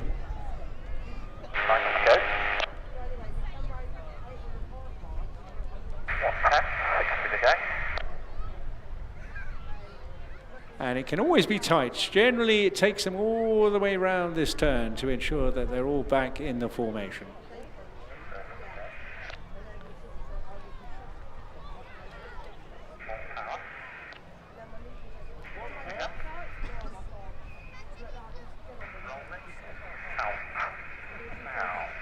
So here they come, they're just about make it. An absolutely delightful manoeuvre coming up in just a moment. They'll get themselves sorted out as soon as they're in the right position.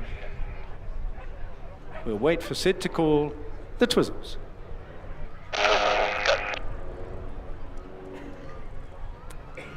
And I think you'll agree, what a lovely sequence that is.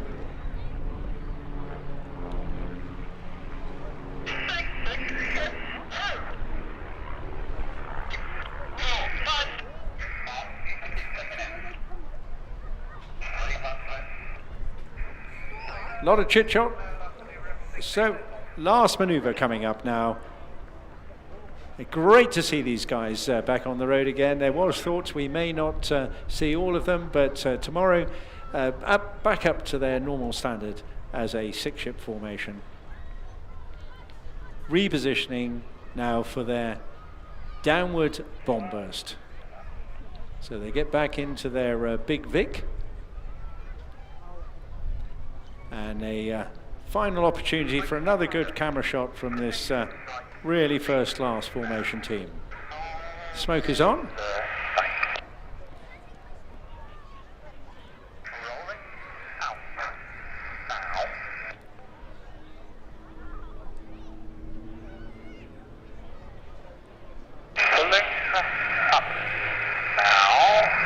And you see how that is handled so eloquently to get the position, the speed, the right amount of G, and ready for the bomb burst. Break, go. And that, ladies and gentlemen, boys and girls, is Team Raven.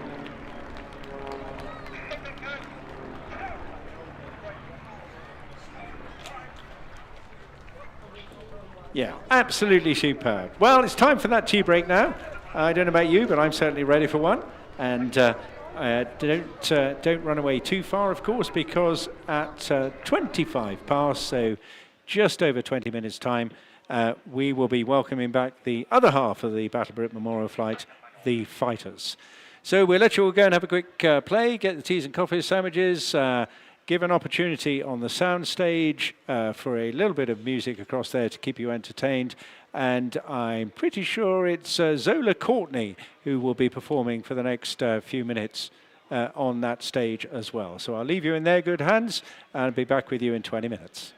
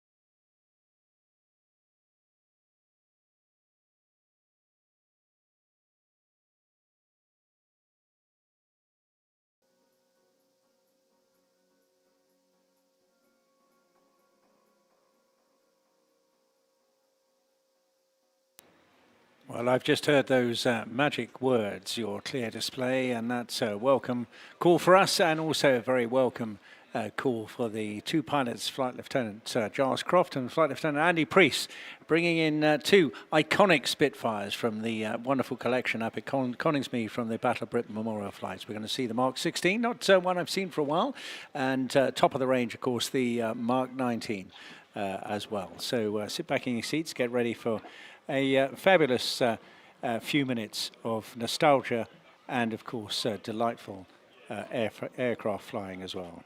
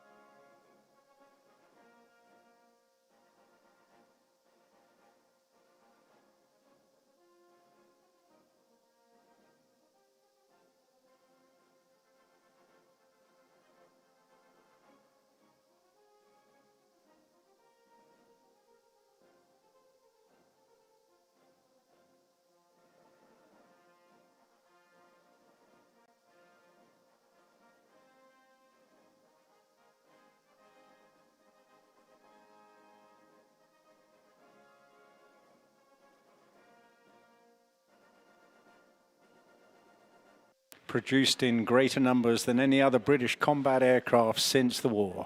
Well over 20,000 Spitfires were built in 22 different variants, and the aircraft remained in production for 12 years. From your right-hand side, please welcome the Battle of Britain Memorial Flight Fighters.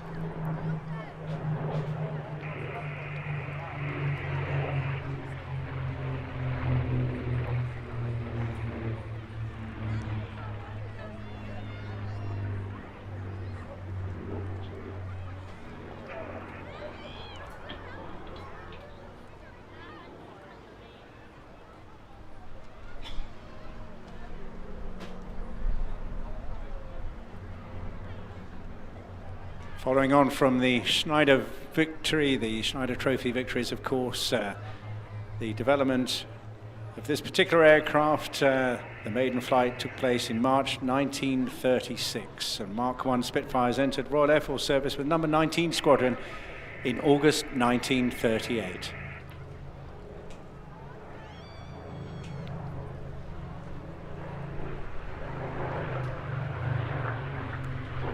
Very distinctive shapes and sounds, of course. The Mark 19 fitted with the Griffon against the clipped wings of the Mark 16.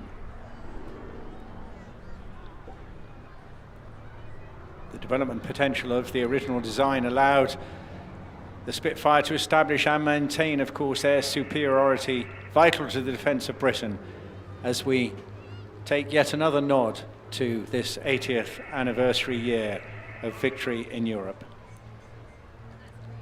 Spitfires fought in every operational theatre of the war and remained in Royal Air Force frontline service right up until the mid-1950s.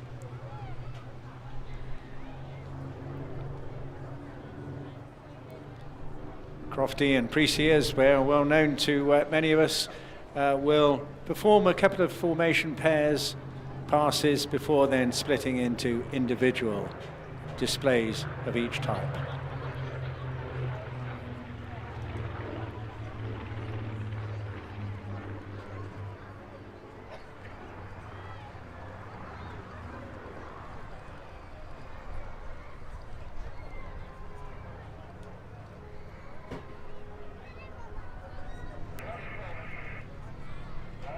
At the end of its development, the Spitfire carried an engine producing more than twice the power of the original. Its maximum takeoff weight and rate of climb had more than doubled, and its firepower had increased by a factor of 5. On top of that, the maximum speed had been increased by a third, all in essentially the same airframe. That airframe, of course, eloquently also described by the Mark 9 from Spitfires.com, the collection down at Goodwin with Matt Jones earlier on. Notwithstanding the huge success and quite important success the Hurricane had, of course, taking a tally of counts of 2/3 of the hits during the course of that Battle of Britain period. The Spitfire really took a commanding role throughout the rest of the war.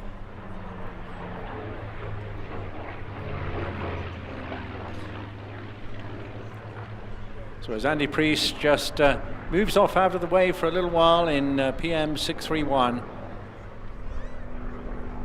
Crofty here demonstrating to us the prowess of the Mark 16 Tango Echo 311.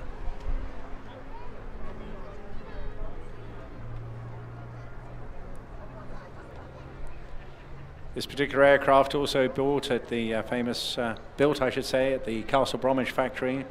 It's a low back bubble canopy Spitfire with clipped wings, taken on charge by the Air Ministry in June 1945.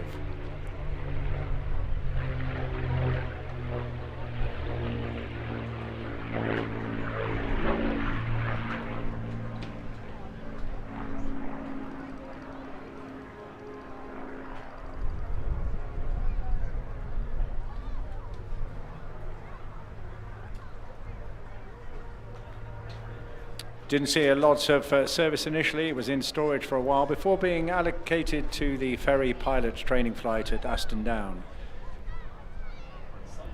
Served briefly with No. 2 Civilian Anti-Aircraft Cooperation Unit at Langham in Norfolk. And then in 1954 was officially grounded and transferred to the non-effective stock. Didn't become part of the initial establishment of the Royal Air Force Historic Flight, but the Mark 19 did. This aircraft, though, languished as the Gate Guardian at RAF Tangmere before being loaned to Spitfire Productions Limited, who modified it and then used during the filming of ground sequences for the epic film The Battle of Britain.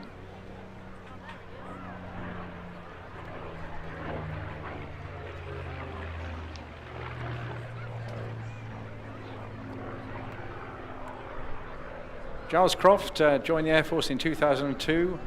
After fast jet training, was selected for the Harrier and joined No. 1 Fighter Squadron at RAF Cottesmore in 2009, deploying to Afghanistan on Op Herrick.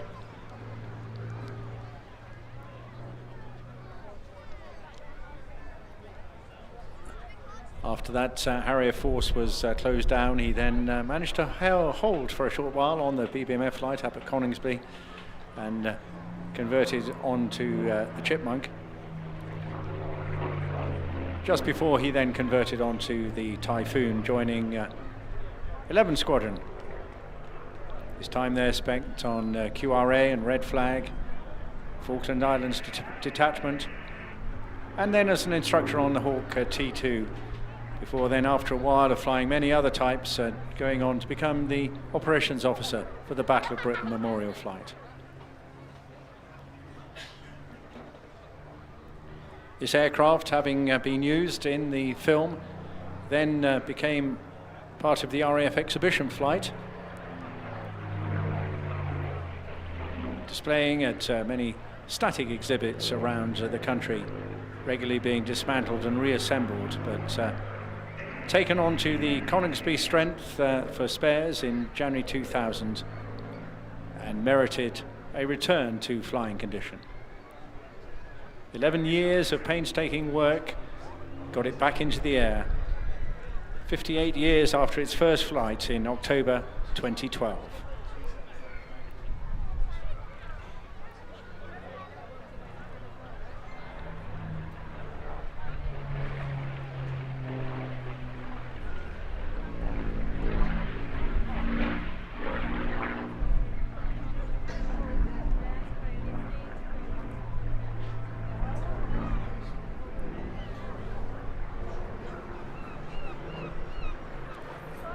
Taking its place, though, as Crofty moves off stage out to the far right-hand side. Andy Priest here now bringing in the much more powerful, throaty sound of the Mark 19.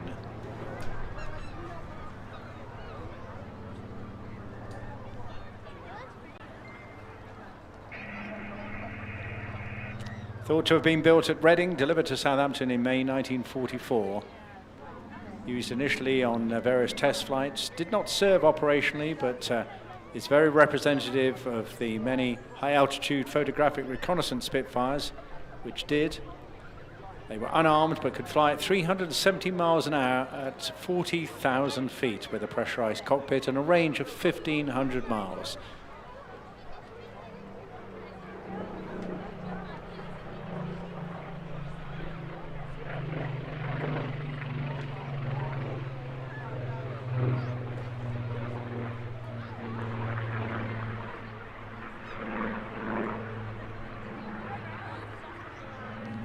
Based at RAF Benson right up until 1949, when issued to 203 Advanced Flying Training School, and then modified for meteorological work, flown by civilian pilots in the what we call the thumb flights, the temperature and humidity monitoring flights based at Houghton Park and Woodvale.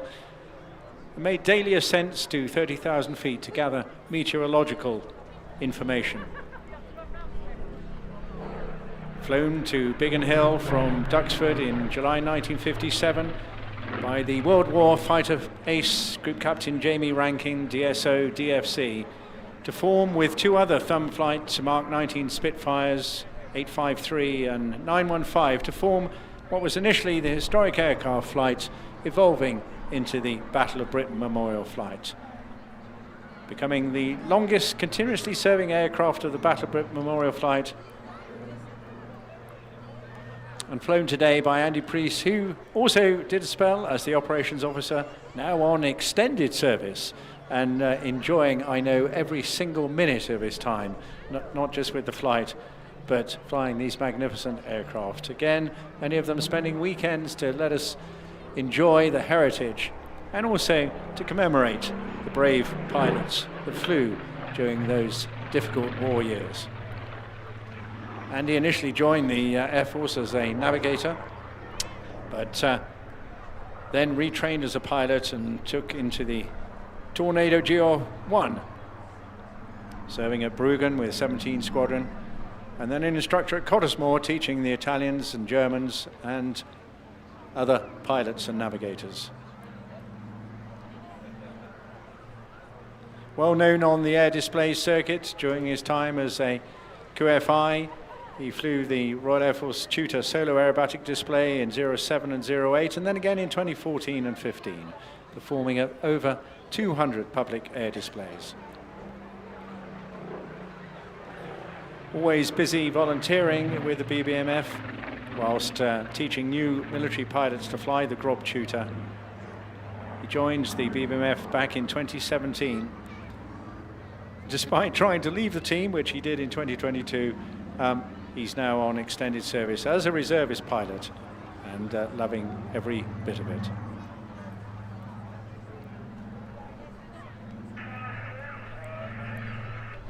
Just a minute to go to savor the delights of this machine, and I'll just leave you a moment's silence to enjoy the sight and sound.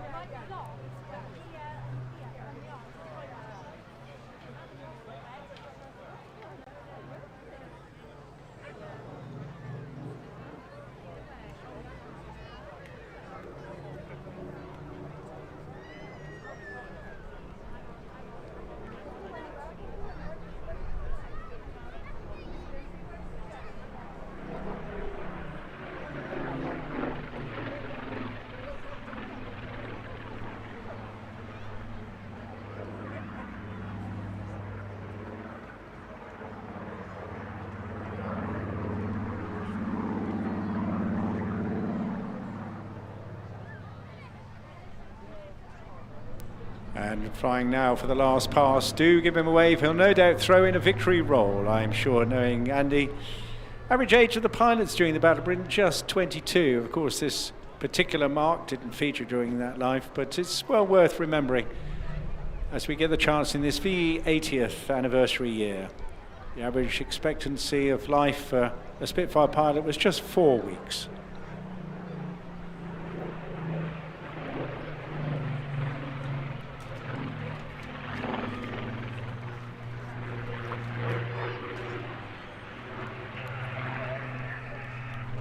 And that is a wrap, and Andy just calls complete. And tomorrow, with any luck, we'll see all 3 aircraft from the Battle of Britain Memorial Flight in formation once again in their standard 3-ship display.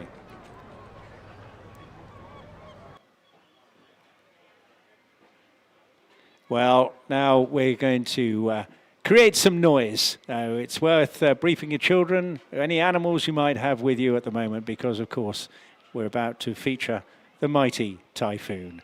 Don't get a chance to say a great deal during the course of a Typhoon display, but it's certainly a great thing to just sit back and enjoy. And a new style, new pilots this year, and I know you're certainly going to enjoy it.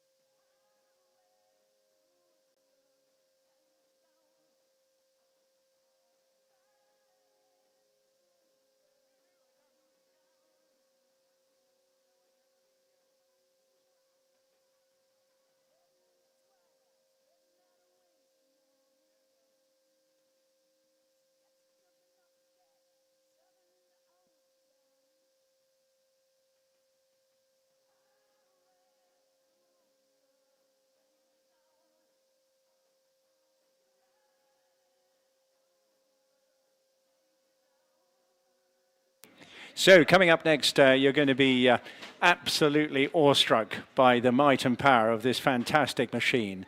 It's in the hands this year of Squadron Leader Nathan Scheuer, one of the instructors on 29 Squadron based at Royal Air Force Coningsby. He's actually been surrounded by other Typhoon display pilots. It's tiny. What is? Oh, yeah. We're just joking here. He gets a bit of stick for being a tiny pilot, but here he is coming in low and slow at 1,000 feet above us, but certainly about, there we go, lighting up those afterburners, creating the full 40,000 pounds of thrust from the 2 Eurojet EJ200 engines. Breaks off to 35,000 feet and Mach 1.5 in just 2.5 minutes. An absolutely stunning performance.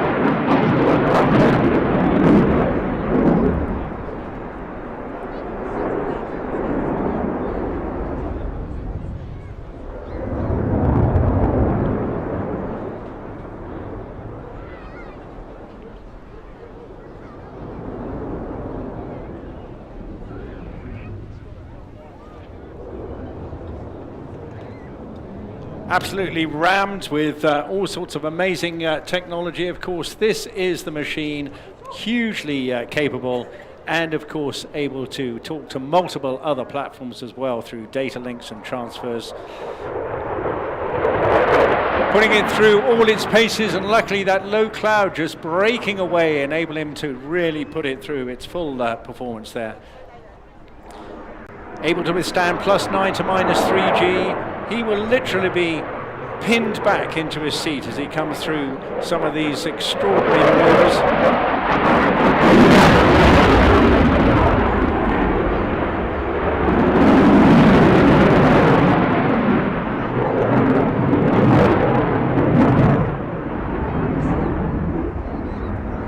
And a massive array of weaponry underneath. As he comes around, you look at the underside of the aircraft, you'll see all the assembly of NATO hardpoints on there, able to carry ASRAMs, AMRAMs, the Mauser 27mm cannon as well.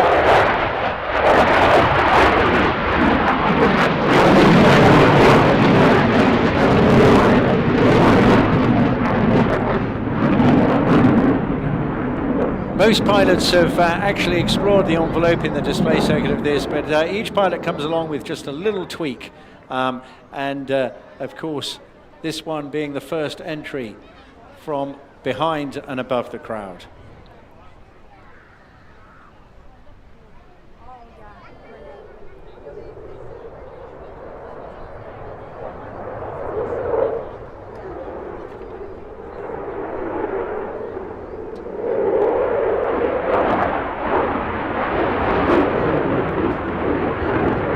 especially given the weight and power of this aircraft, how it still manages to display the full envelope within a very, very small piece of airspace.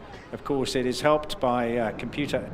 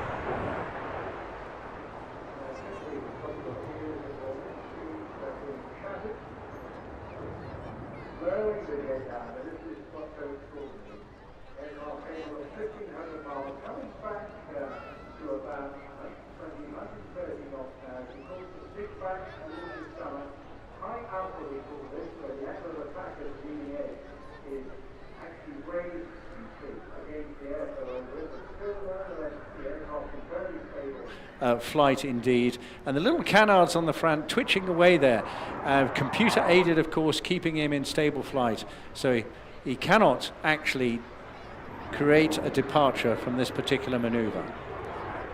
Almost looking like the Cobra that we've seen on some of the Russian aircraft, but now the burners kicking in again, accelerating the jet.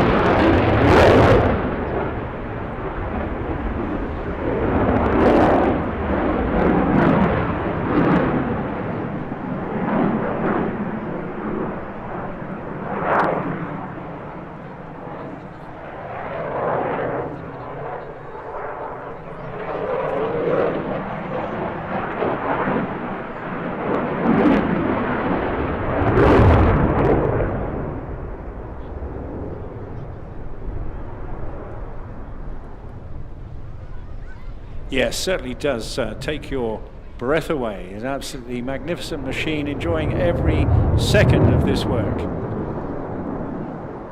You have, of course, an awful lot of other data information with various multifunctional head-down displays, a head-up display, and also a helmet-mounted display. So an awful lot of data management going on in the cockpit. And I believe we've cleared him on departure to around 6,000 feet, so the typical departure to be expected, standing on its nose, full power, up into the sky.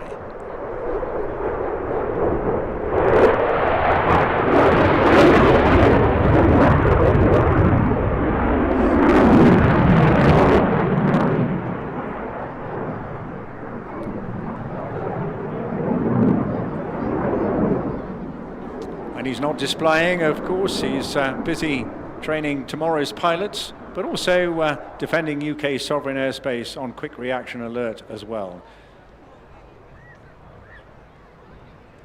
That activity goes on 365 days a year, 24/7.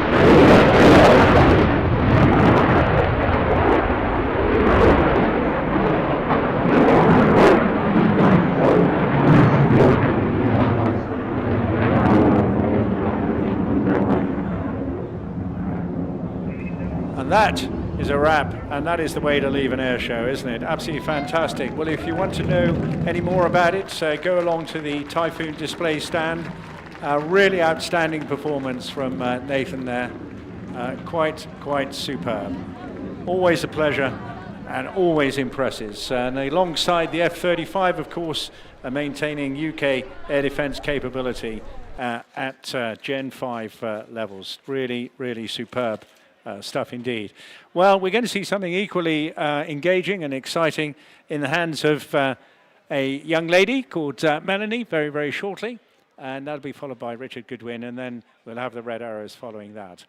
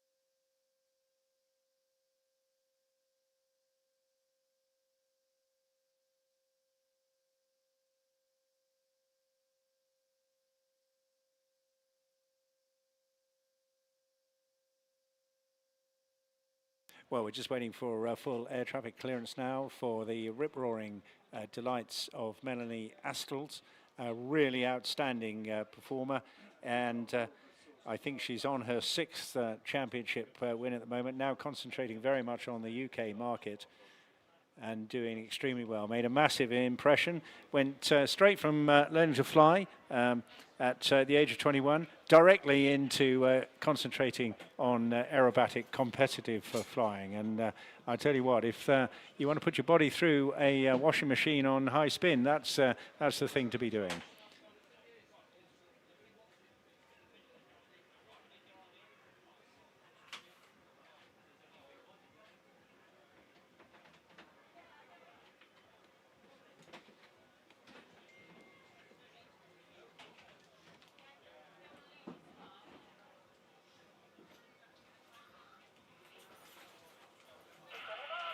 And I hear a lady's voice on the radio, which is great news.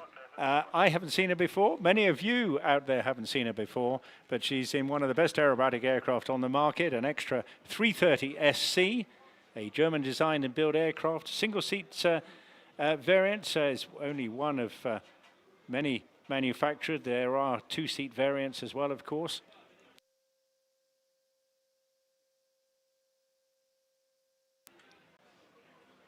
Built specifically for unlimited aerobatics, generally, of course, hard to achieve more than 10, but this aircraft is so bone-crunchingly strong, you can go well up into double that amount of G if you wish. Constructed from steel tubing, carbon fiber, wood, and a carbon Kevlar wingspan, these high-tech materials, combined with its weight-saving single-seat configuration, give this airplane absolutely stunning performance. So be prepared to be amazed.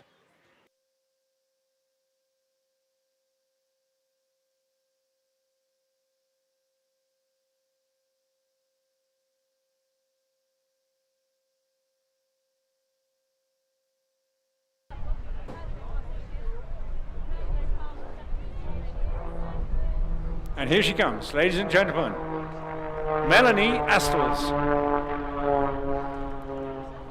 Born in Rugby back in '82, moved to the south of France. What a lovely place to be, and even went to school, would you believe, in Monaco. Well, I think she was at college by then, but not really sure what to do next. She decided to go along with her lifelong dream, which was to be a pilot, and here she now is, right at the top of her game, one of the most accomplished aerobatic champions we've seen for some years. I understand under the tutelage and friendship of Mark Jeffries, a man we know well on the British display and aerobatic competitive market as well. Took a first lesson at the age of 21 and then very, very quickly got stuck into aerobatics. Won her first French aerobatic championship title back in 2007 in the sportsman category, and then joined the French unlimited aerobatics team. And if you're unlimited, that's basically you've got a ticket to pretty much do what you want, construct what you want, and we're now going to see that sequence come to life in front of us. It's really dynamic activity. I can assure you this is not for the faint-hearted. And using that little bit of almost a G-burn there, and also ensuring that there are no loose articles in the cockpit as well. And now she'll convert that height into speed, into energy, and it's the energy which gives you the power to then go upwards in a series of vertical maneuvers. These maneuvers very well versed amongst the aerobatic community. You'll hear all sorts of nomenclature like lomchevacs and roulards, corkscrews, pinwheels, and here she is now diving down, multiple rolls, flick rolling on her way down, stopping, edging, hesitation, rolls, really packing it in. And of course she'd be used to performing inside what we would refer to as an aerobatic box. In this case we have a designated display area, and that is where they convert their aerobatic training into public display flying. Pulling up hard, that'll be pulling on, it's around 7G. Flick rolling it on the way up. She'll let the speed just, will we get a bit of rotational, just letting it hang on the propeller there, and then letting it drop, slide on its side. Weight of the aircraft pulling it down, but that weight of the aircraft useful. That is all about converting that height speed into more energy for the flick rolling. Massive roll rate on these particular aircraft, well in excess of 420 degrees per second, and speeds varying from 260 to 0, and at times almost flying backwards as well.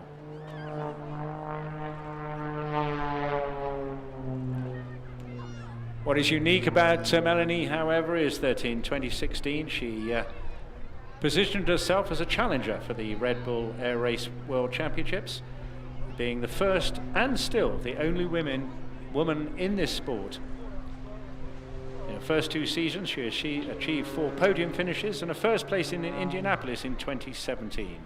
She then went on to set the fastest time, but exceeded the allowed 10G, resulting in a 2-second penalty, and thus putting her back to 4th position. But she also got the chance to fly in a Rafale jet as well.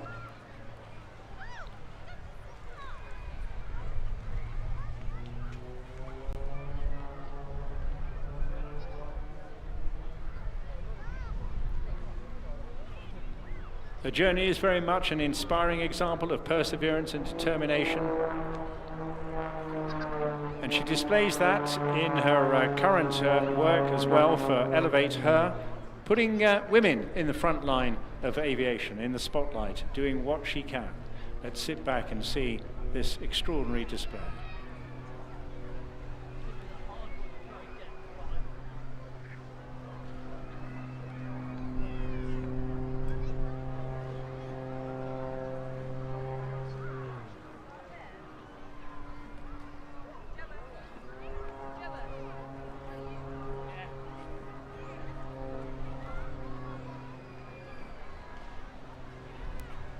And just look at how she is maneuvering this aircraft at just remarkably low speed. Really, really impressive airmanship.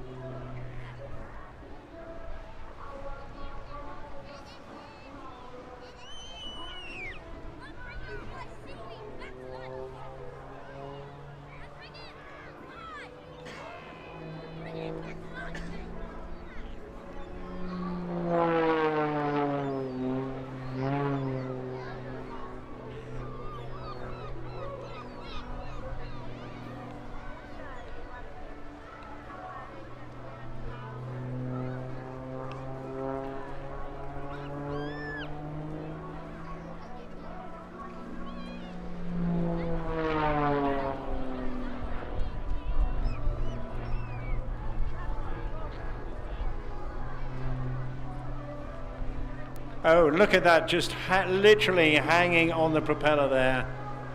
Letting the weight of the engine bring her back, but keeping that in such good control. Very, very tricky maneuver indeed. And to top all her credits in France, in competition, now the UK Open champion as well. Dedicated, passionate, and driving hard with her incredible willpower. Demonstrating not just her prowess, but also the aircraft we know well, but being a spotlight and an ambassador to bring more women into aviation.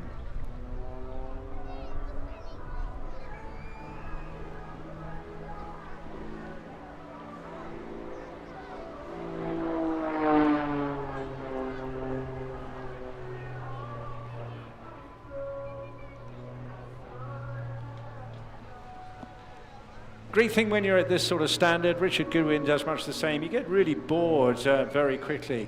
Well, I mean, I say that lightly and perhaps not over, but literally every second is full of a measured and planned maneuver. Even just the quiet moments, very often used just to cool the engine down a bit if you're getting up high on your temperatures. All well planned. A lovely knife edge pass now. Great chance for you to give her a wave. She can see, oh, it's flipping over to the other side. Really, really neat. Not much time for her to look out, but just take the odd glance over to the crowd there. Again, this is new for me as well as yourselves, and really, really impressive stuff.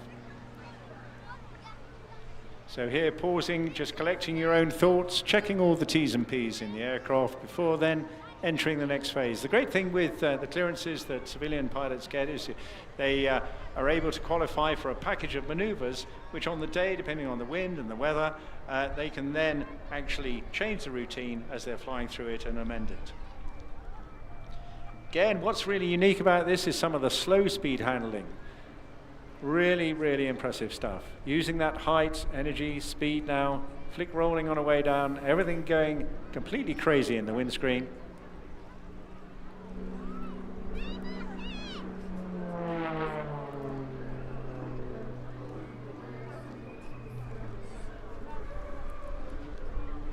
And bleeding that speed off. Lamp-Chavoks are very much Czechoslovakian cocktail, referred to as a headache.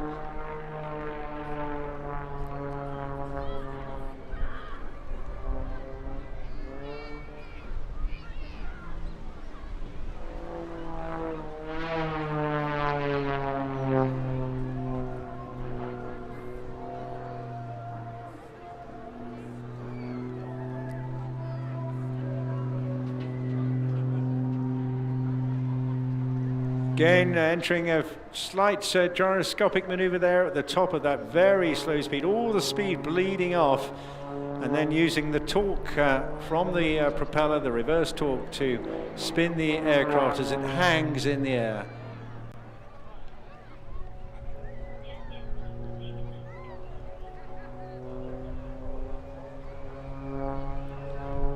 A really marvelous range of different maneuvers and speeds.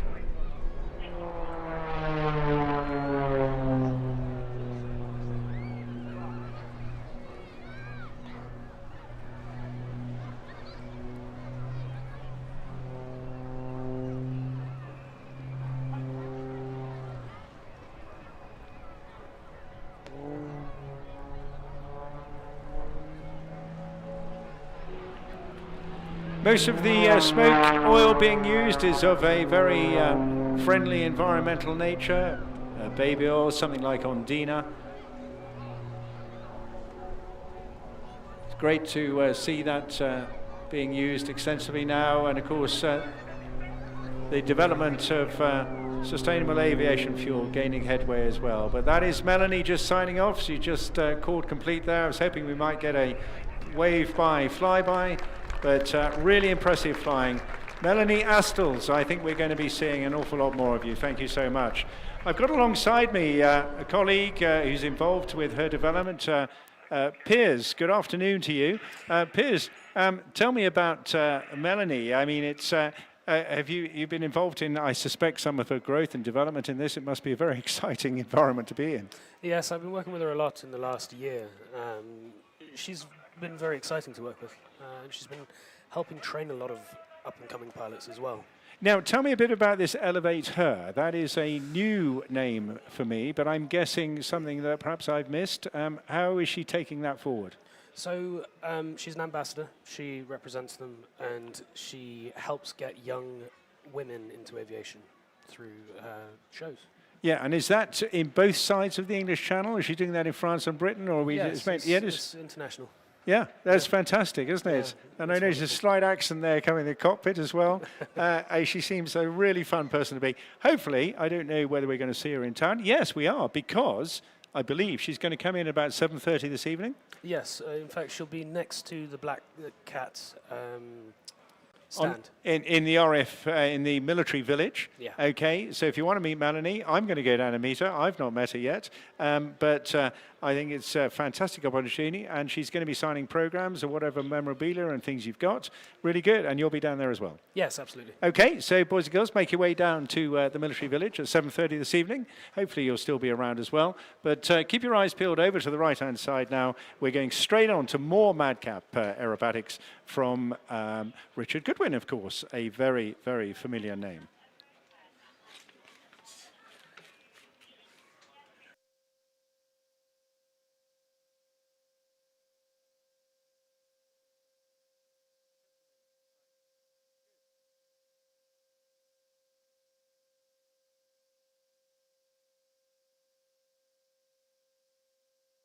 Well, here now, I hear him call running in. Keep your eyes low over to the right-hand side, and the familiar sight and sound of Richard Goodwin. If you haven't seen this particular pit special before, though, you're in for a bit of a treat, because it's not any ordinary pit special. It's fitted with 2 little jet engines either side of the fuselage, just forward of where he's sitting. His trademark entry, as always, the knife edge pass. Please welcome the Jet Pits and Richard Goodwin.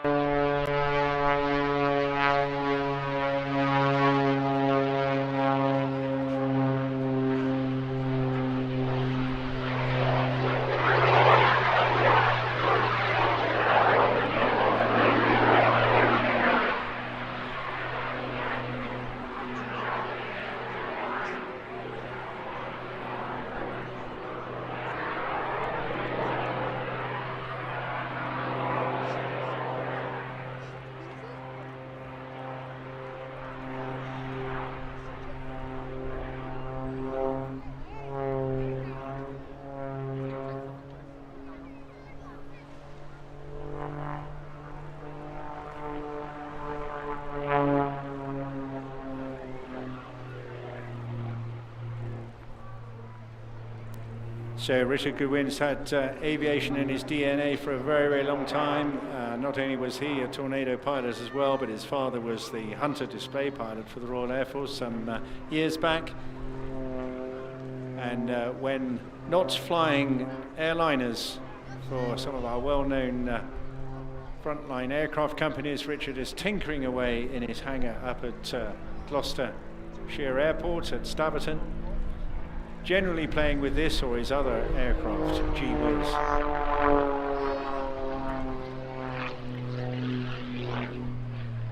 Now this has been heavily modified to fly with additional thrust from 2 Lynx jet turbines. Fuel for the turbines, however, is limited, and thus the display time will be lost if he has to use them excessively during the course of his maneuvers. Total available thrust, though, is absolutely extraordinary.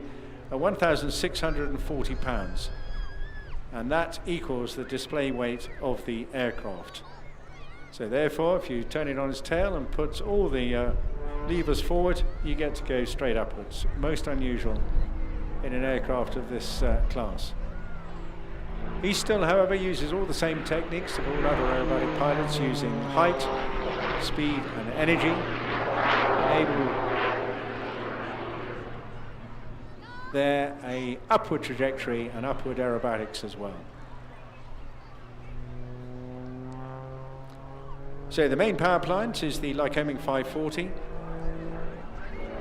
Plenty of gas for that, but of course the leverage and the functioning of the fuel systems, and there you hear the jets kicking in just to push him up that little bit further there as he twists and turns, and then goes now employing the jets to take him straight up. Really extraordinary maneuvering.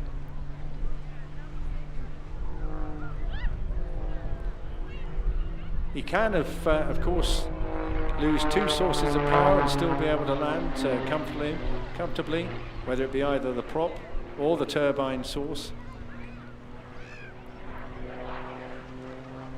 But both the systems have independent electrical and control systems.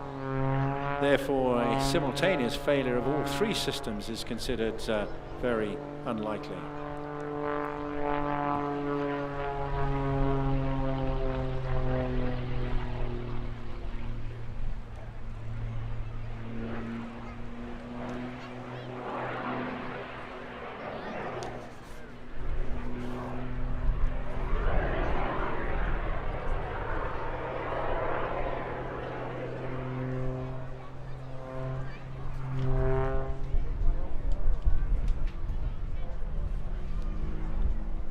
So he's got a huge collection of maneuvers in his head. It's up to him when and how he puts them together, as long as they are linked accordingly and in a safe manner.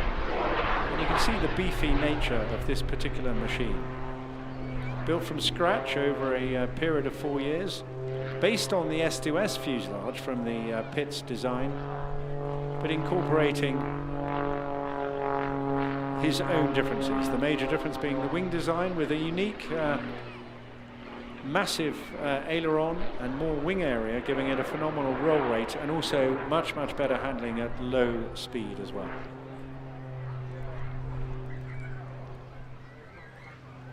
Being able to provide the ultimate in aerial entertainment from this class of aircraft. And it's definitely not one you can buy off the shelf. That Lycoming 540, 6-cylinder, 8.5 litres, is huge in itself, but also with a beefed up smoke system as well. Here, using that power just to hang on to the prop, literally hovering in the sky, a very, very unique feature. More like a drone, isn't it? Quite astonishing. Drifting just ever so slightly, but in stable control, and then just converting that, pushing the nose over to build up more speed and energy. The original pitch landing gear has all been removed, the engine mount modified to take new titanium sprung gear legs, new carbon cowling, reducing the weight and profile.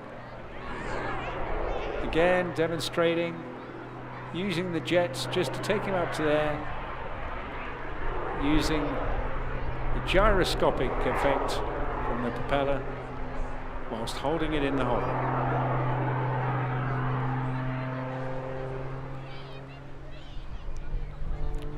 Much modified rudder design also helps it not only look good but give better yaw control, and with the new wings a pretty remarkable roll rate as well.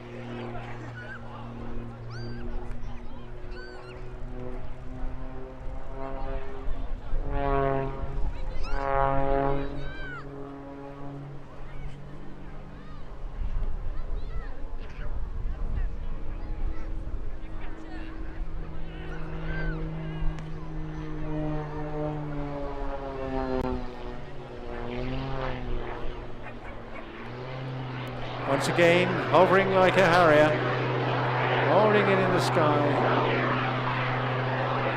Jets igniting there, just keeping it stable, proving he's vertical with that puff of smoke, and then a gyroscopic impact. Really, really extraordinary piece of flying.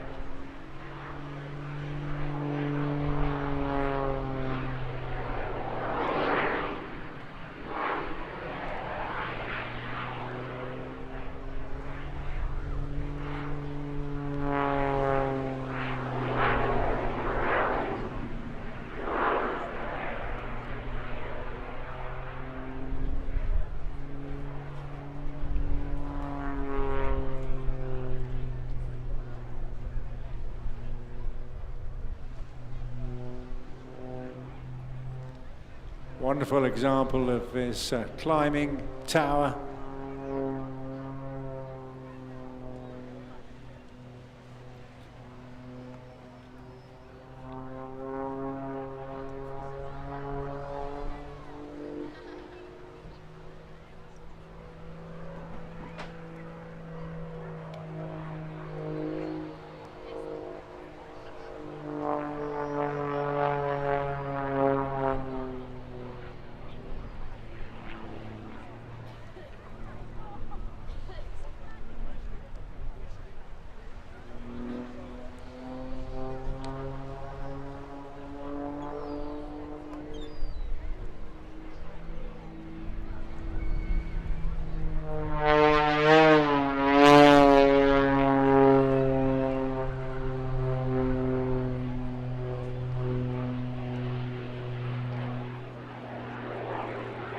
coming towards the end of his sequence now, just using that pass to take a quick sneaky look down the beach there. Even though he was sideways onto the sea, he can just cock his head back and take a quick look out of the top of the canopy. Now, I think probably his last example of hover flying in a biplane. How bizarre is that?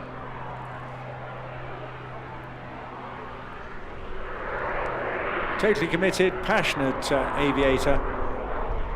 Hours and hours, not just of his time, but also a considerable amount of money spent in developing this aircraft.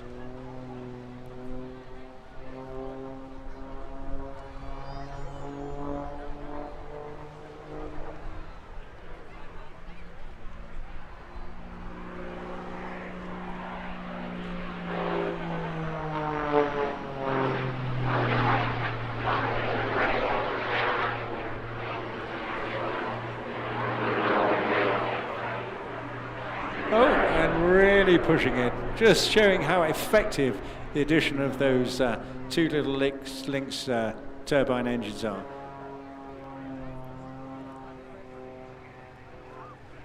And that is Richard Goodwin complete. Really superb demonstration. And quite good having them back to back in many ways. You can see the differences in their styles. Melanie really surprisingly putting in, for me, a lot of really interesting slow speed maneuvers. Not necessarily just all out frantic madcap aerobatics. So really, really good blended display, followed by Richard Goodwin there in a very, very extraordinary aircraft indeed. Well, you know what's coming next, and it is sadly the all too quick finale for this second day of the English Riviera Airshow, but of course it is just a marvellous pleasure. I think this is only potentially their second display, maybe their third since coming back from training. And we'll be hearing very shortly from the Red Arrows commentator. But just resetting the scene now, absolutely essential that we get all the safety parameters set. And that is the roll. You'll hear about that in a moment. Of Red 10. So we'll just take a very, very short break where we just get all the parameters lined up for a safe flying display to conclude this afternoon's flying.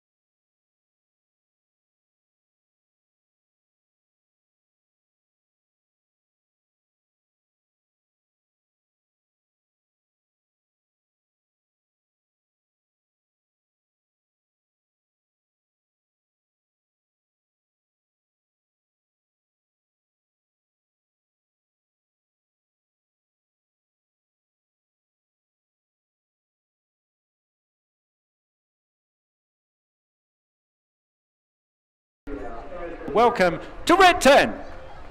Good afternoon, English Riviera Airshow. I am Squad Leader Grey Muscat. I am Red 10, the team supervisor with the Royal Air Force Aerobatic team. It's the Red Arrows. It's great to be back here at Torbay for our third public show of 2025. We displayed today at 12 o'clock at Ragley Hall in the West Midlands. We also displayed yesterday at 5:30 for our first public show. As I said, it's our third since we've been back from our Springhawk training exercise in Greece and our third public show. So it's great to be back here at one of the great venues for our show. My role as team supervisor is make sure the team are performing safely, but more importantly, I'll give you some more information about the Royal Air Force Aerobatic team, the Red Arrows, some more information about the team, but more importantly, get your eyes in the correct piece of sky so you do not miss a single second of the action.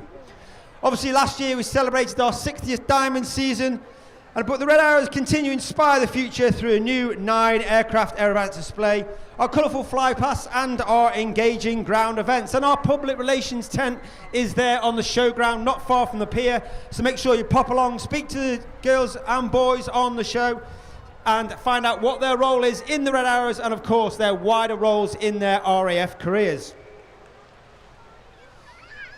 Of course, our role of the Red Arrows is to represent the Royal Air Force, which as a force is whole force personnel who are still as busy today as it always has been in its history, building the operational mindset that we need to face the threats of our own nation and our allies, enhancing our resilience, readiness and agility. The Royal Air Force purpose is to provide global air and space power to protect our nation and its allies and to help it prosper. And we are the UK's first responder, always ready to fly and fight now and in the future globally and with NATO. But of course, the Red Arrows is a military unit. One of the questions I get asked a lot is when you leave the Red Arrows, did you rejoin the Royal Air Force? Well, of course, we are still members of the Royal Air Force. And we return back to the Royal Air Force mainstream once we leave the team. We are a military unit. We are commanded by Wing Commander Adam Collins, Red 11, former Red 10. He flew the Tornado GR4 operationally. He also flew the Hawk T-Mark 1 with the 100 Squadron in the aggressor role. And he also flew the F-111 while on exchange with the Royal Australian Air Force. The team are operating from Exeter Airport today. They got airborne approximately 10 minutes. I'm just waiting to get some communication with Red 1 and be running. They'll get all the smoke pod primed, ready for our world famous Diamond 9 formation and our red, white and blue as we arrive.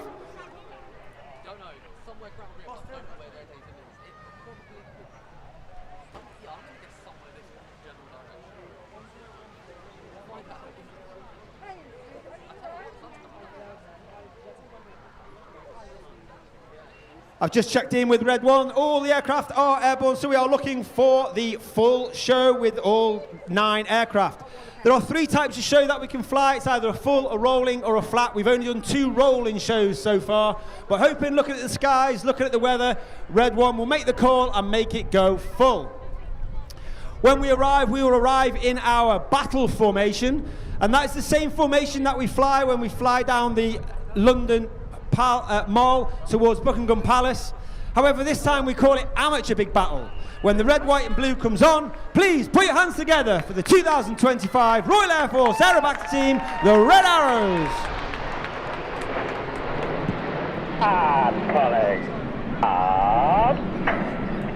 So Red 1 immediately says pulling up, and he pulls up at 400 miles per hour, 4 to 5G, and that means he is going for the full show. Once he gives that command, you can see all the teams starting to collapse into our world famous Diamond 9. Reaching a height of over approximately 6,000 feet, the aircraft slowing to approximately 120 to 150 miles per hour before Red 1 brings them down and twists them around to the right in that Diamond 9. Red 1, of course, in his second year as team leader, Red 1 squadron leader John Bond, known as Bondy. This is Bondy's 7th year in the Red Arrows. He took a year out in 2023. He's a former Typhoon pilot. He also flew the Tucano as a qualified flying instructor, and he flew the Tucano display in 2012. Reds 8 and 9 now split left and right and change shape from Diamond into 9 Arrow. In from the right. As the smoke comes on, once again, the Red Arrow.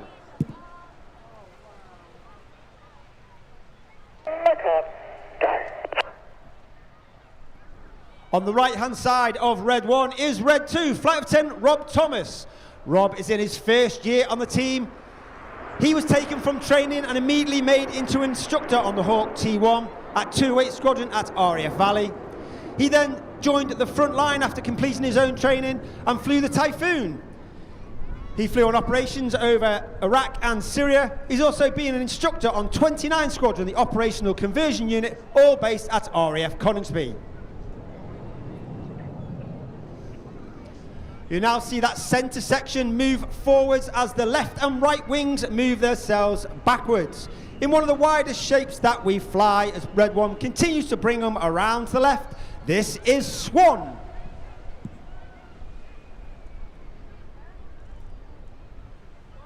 Letting it out, rolling out. Motor, go. Pulling up. Once again, he pulls up over 400 miles per hour in Swan formation. He gives the command, and you'll see Reds 8 and 9 slip inside and change the shape to shuttle, showing the expertise of the pilots. Not only can they loop in formation, but they can also change shape, reaching a height once again of over 6,000 feet. Before Red 1 starts to bring them back down towards the display line, the aircraft now start to increase in speed, 200, 300, back to that 400 miles per hour, before bringing them back round to the left.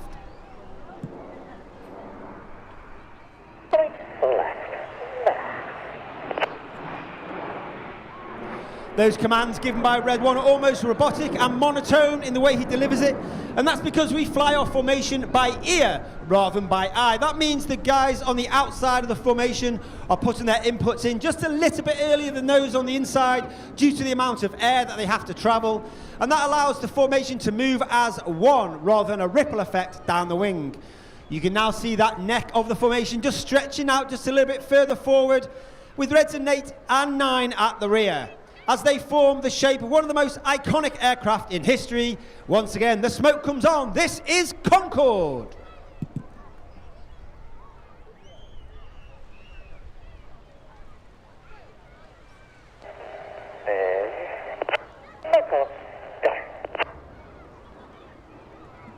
To the left of that centre stem is Red 3, Flight Lieutenant Andrew McEwen, known as Macca. Macca, again, is in his first year on the team.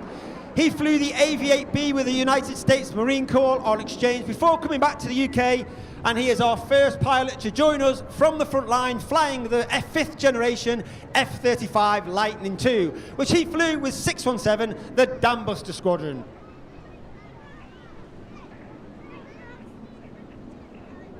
As I said, there are 11 pilots in the team. You have Red 11, who I gave earlier, myself, Red 10, former Tornado GR4 pilot and former qualified flying instructor on the Hawk T Mark II.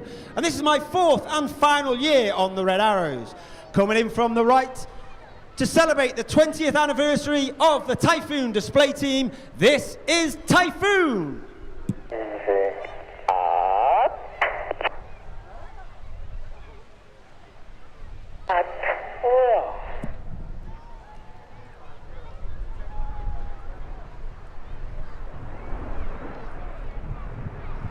And of course, you saw the Typhoon display earlier, magnificently by Squadron Leader Nate Scheuer.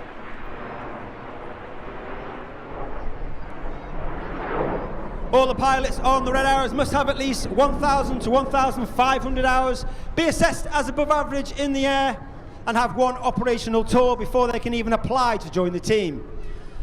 Those applications get sifted down to approximately anywhere between 6 and 9 pilots.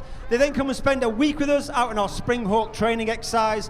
They have a formal interview, a mock media interview, a formal flying test and peer review before we cut that list all the way down to the final 2 and 3 before they join us at the end of the season for the next season as pilots in the Red Arrows. Of course, the Royal Air Force is not just about air. We've recently become more interested in space and cyber, and in paying tribute to that niche capability. In from the left, this is Apollo.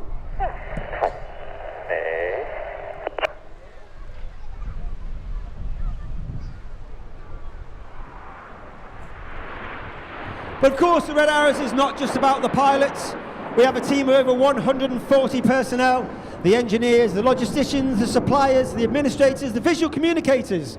And they are known as the Blues. And as I said, there are a number of Blues here at our public relations tent. So make sure you pop along, have a word with them and find out more about their role in the Red Arrows and the Royal Air Force. Reds 8 are now split left and right. Reds 6 and 7 fall in on the rear. The air brakes will come out. Ladies and gentlemen, boys and girls, get your cameras ready for the colourful and noisy Big Vixen Present.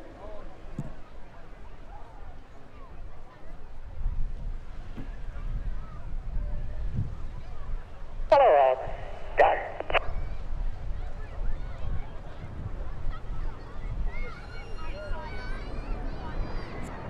In that particular formation, all the aircraft are flying with their air brakes out. Quite hard to see from this distance, but it's a small door at the base of the aircraft towards the rear. And this has twofold effect. Firstly, it makes the formation a lot noisier. But secondly, it makes the pilots have a higher throttle setting, thereby it produces a hotter engine gas temperature, and it disturbs the airflow outside the back of the exhaust. This makes the smoke billow a lot more fuller, and it makes the smoke colours burn a lot more brightly, and therefore we use it in certain manoeuvres of the show to enhance those manoeuvres.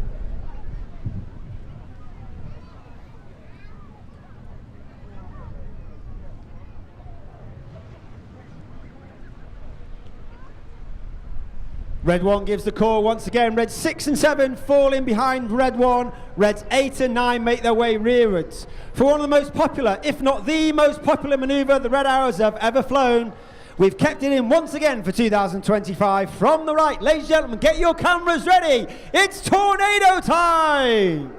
Go. 8 and 9, roll it. 8 and 9 roll go as Reds 8 and 9 roll around the rest of the formation, but watch for the colour change as Red 1 flies the tornado down the line. A little bit right. Now.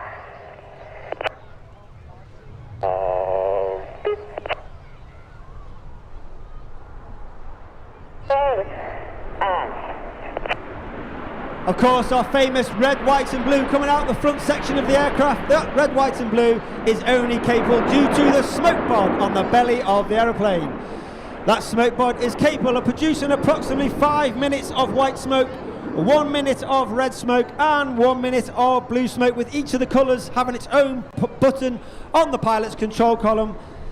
And of course, during winter training, Red 1 and Red 6 come up with a smoke plan to ensure that we have the right colour at the right time in the display and we simply do not run out.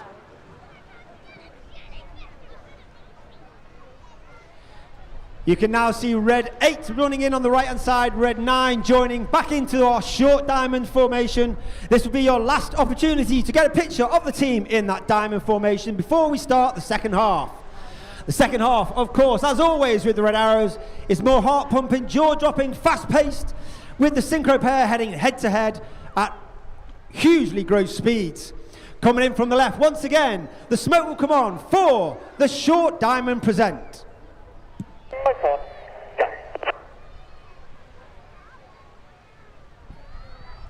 As we go into the second half, we kept it in from last year because it was so popular. Once again, get your cams ready for the 5-4 split.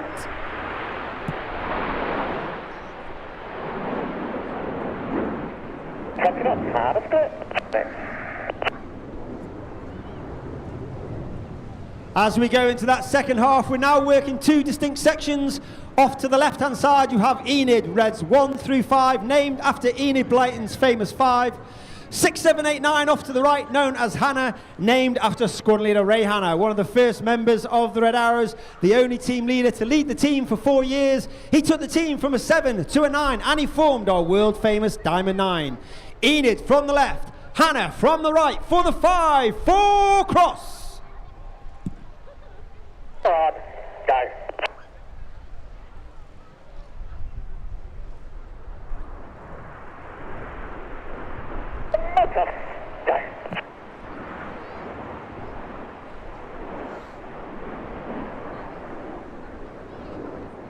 Hannah will now disappear off to our left, and in the distance, to keep your eye on Enid, the team from our right, coming back into the centre. Red 5 slips in behind Red 1, and Red 4 goes on trail on the rest of Enid. The smoke comes on.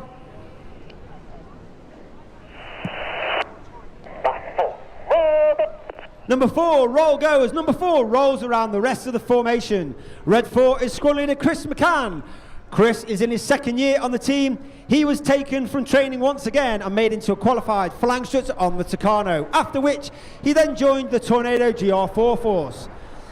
He flew with the famous 617 Dam Busters Squadron on operations over Afghanistan, where he received an Air Force Cross for his service.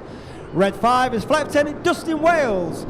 Dusty is in his second year on the team, a former Typhoon pilot originally from Zimbabwe, who's also been instructor on 29 Squadron. Look directly for your front. Reds 8 and 9 roll around synchro. Get your cameras ready for Hannah break.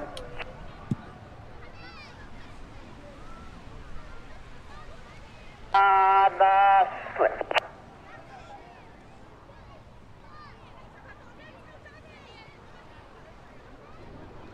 Red 6 and Red 8 off to our left hand side, Red 7 and 9 off to our right hand side.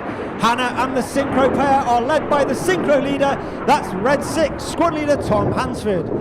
Tom is in his third and final year on the team. He was a former Typhoon pilot and a former qualified weapons instructor on the Typhoon, where he used to teach weapons, technical information and tactics to the entire Typhoon force. And Tom also received a Distinguished Flying Cross for his service on operations over Iraq and Syria. Each pair of aircraft will dive down to now only 100 feet above the sea with a closing speed of over 900 miles per hour for the Hannah Pass. Show. Go.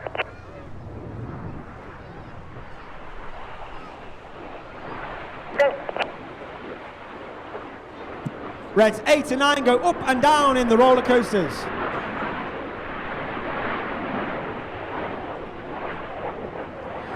As Reds 6 and 7, so number 7 now on your left and number 6 on your right. Turns hard towards each other, pulling 6 to 7G. Turning hard back towards the centre of the display as they complete the manoeuvre called Cyclone.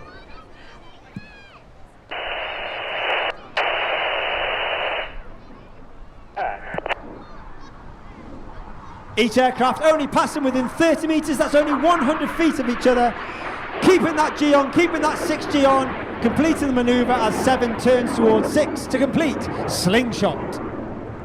But as the synchro pair leave to our front, look to your right hand side, you're looking for Enid forming an inverted V. You may have seen the red arrows in the past forming this manoeuvre on the front right 45, but this time we're flying it down the line. Red 9 will be coming in from the left hand side at over 500 miles per hour for the Goose.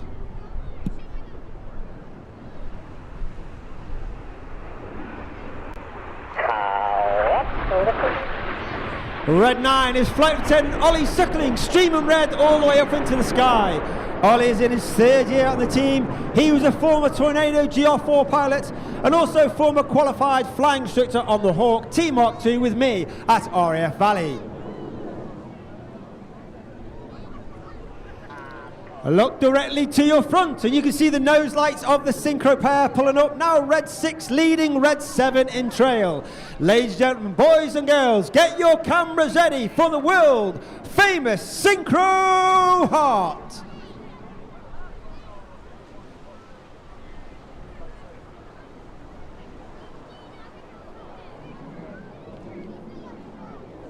Or not.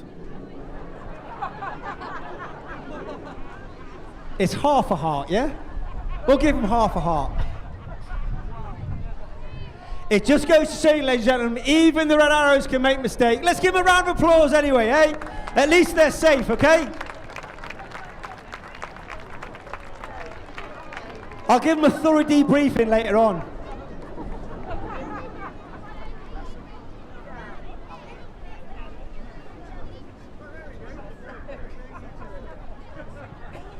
The show goes on.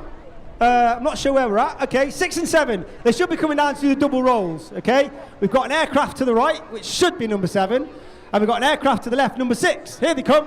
They continue with the show as always. We're coming down. We'll perform the double rolls.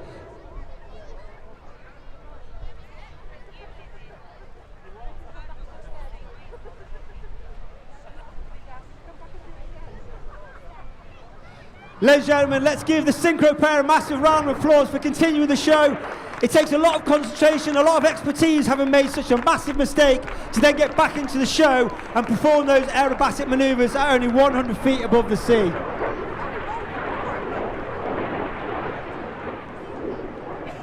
Look into the distance coming over the headland, and you've now got Enid running in with Reds 8 and 9 in trail. Once again, Red 1 leads them up, pulling over 400 miles per hour, pulling 6G as they come up. They'll roll towards us. Ladies and gentlemen, boys and girls, get your cameras ready for the spectacular, colourful, vertical break.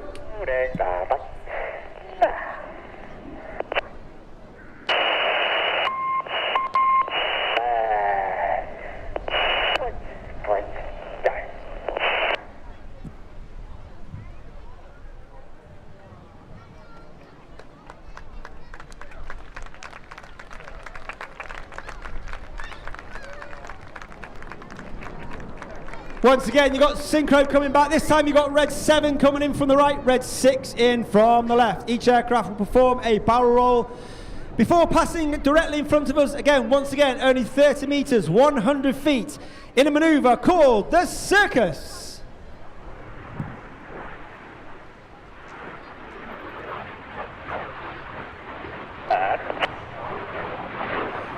Now pulling up to 5 to 6G, turning hard to each other. They've changed their smoke into red and blue.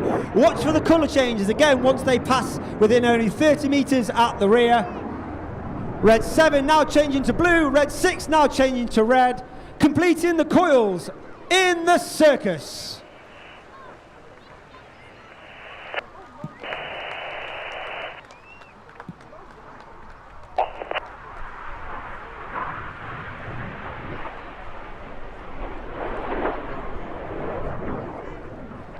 As the synchro pair now lead to our rear, you're looking to your front right 45. You're looking for the smoke once again of Enid.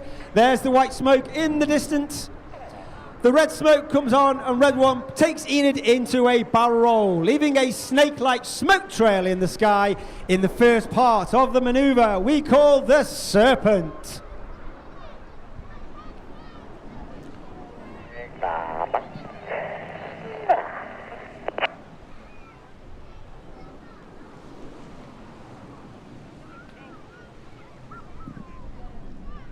Of course, the Red Arrow's motto is a clap, which means excellence. And even that heart, even though it wasn't excellent, we'd still try for excellence every time we fly, right?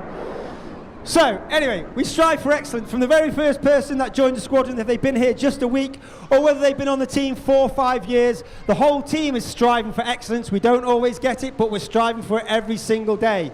And it's important that each member of the team acknowledges that, and we try to leave the team in a better place than when we joined it. Reds 2, 3 and 4 and 5 have now moved up alongside Red 1. They're looking 90 degrees left and right along their shoulder line. Pulling up to 3, 4G, extremely hard manoeuvre to fly for the Tango.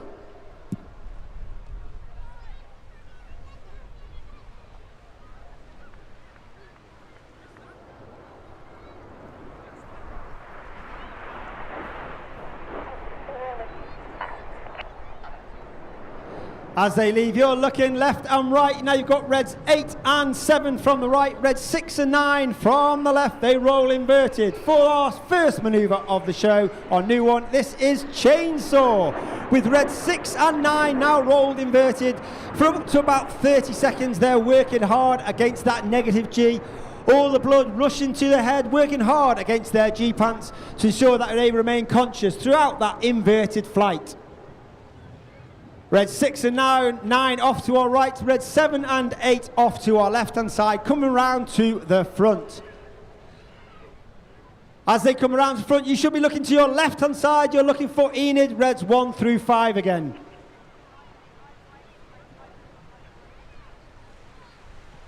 Here they come from the left-hand side, the white smoke con. Reds 2 and 3, roll goes. Reds 2 and 3, roll to the outside.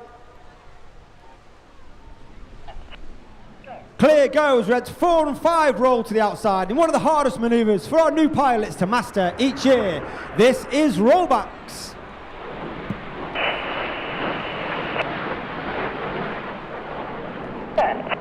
Go.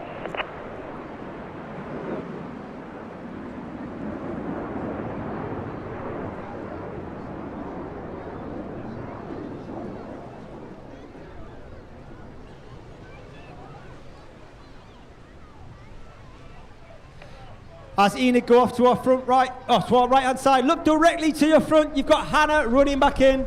For those of you around about the PS Show Central, you'll see the smoke of 3 aircraft, Red 6 and Red 8 and 9, rolling around the rest of the formation. For those at Show Centre only, this only works from Show Centre. Count the aircraft. You can see 1, you can see 2 aircraft, you can see 3 aircraft, but Red 7 is hiding in the smoke of Red 6 in the Tempest.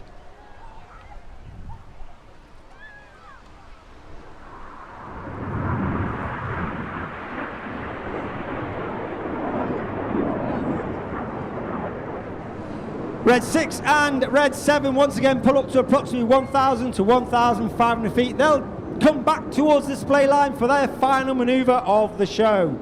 Once again only 100 feet above the sea, a closing speed of over 800 to 900 miles per hour. They'll perform a barrel roll followed by inverted flight in a manoeuvre we like to call the crossbow.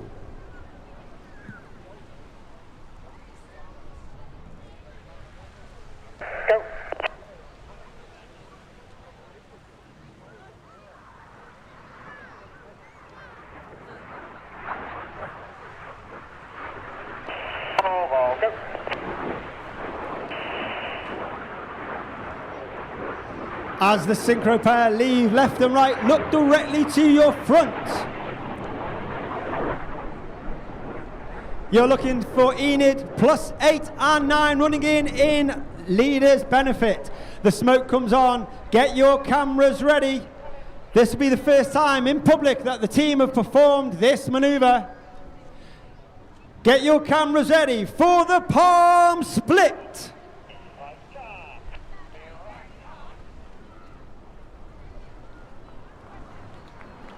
Put your hands together, ladies and gentlemen, as the synchro pair come in, because you have been watching the 2025 Royal Air Force Aerobatic team. It is the Red Arrows!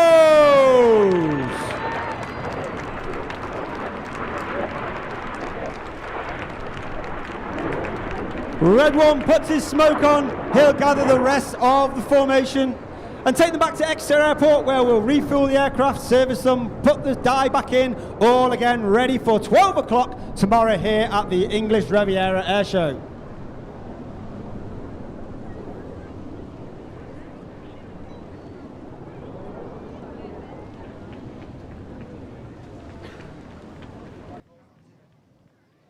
If you'd like any more information about the Red Arrows, of course, you can find us all across the internet. We have our own Facebook website.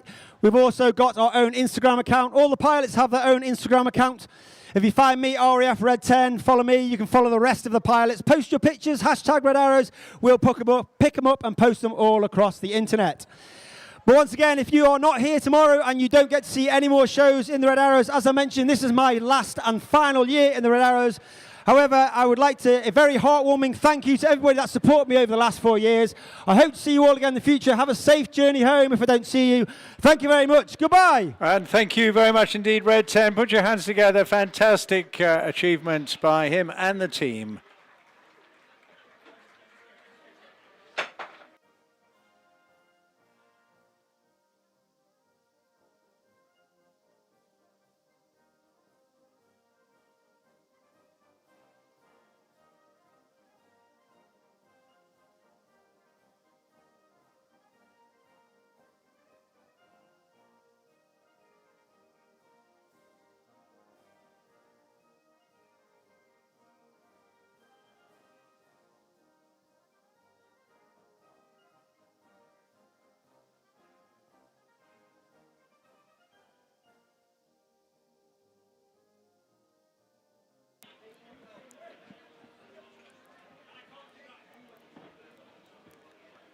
Well, what a day that has been. Absolutely superb. Thank you so much for joining us here. And do come back tomorrow. Bring more friends as well for more of the same. An absolutely outstanding air show. Beautiful weather. Fantastic location this.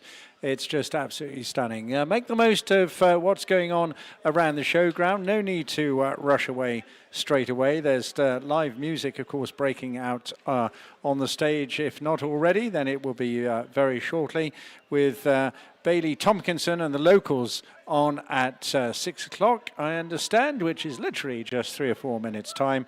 They'll be followed by Hater, and then rounding off tonight, topping the bill this evening on the stage is Will Eason.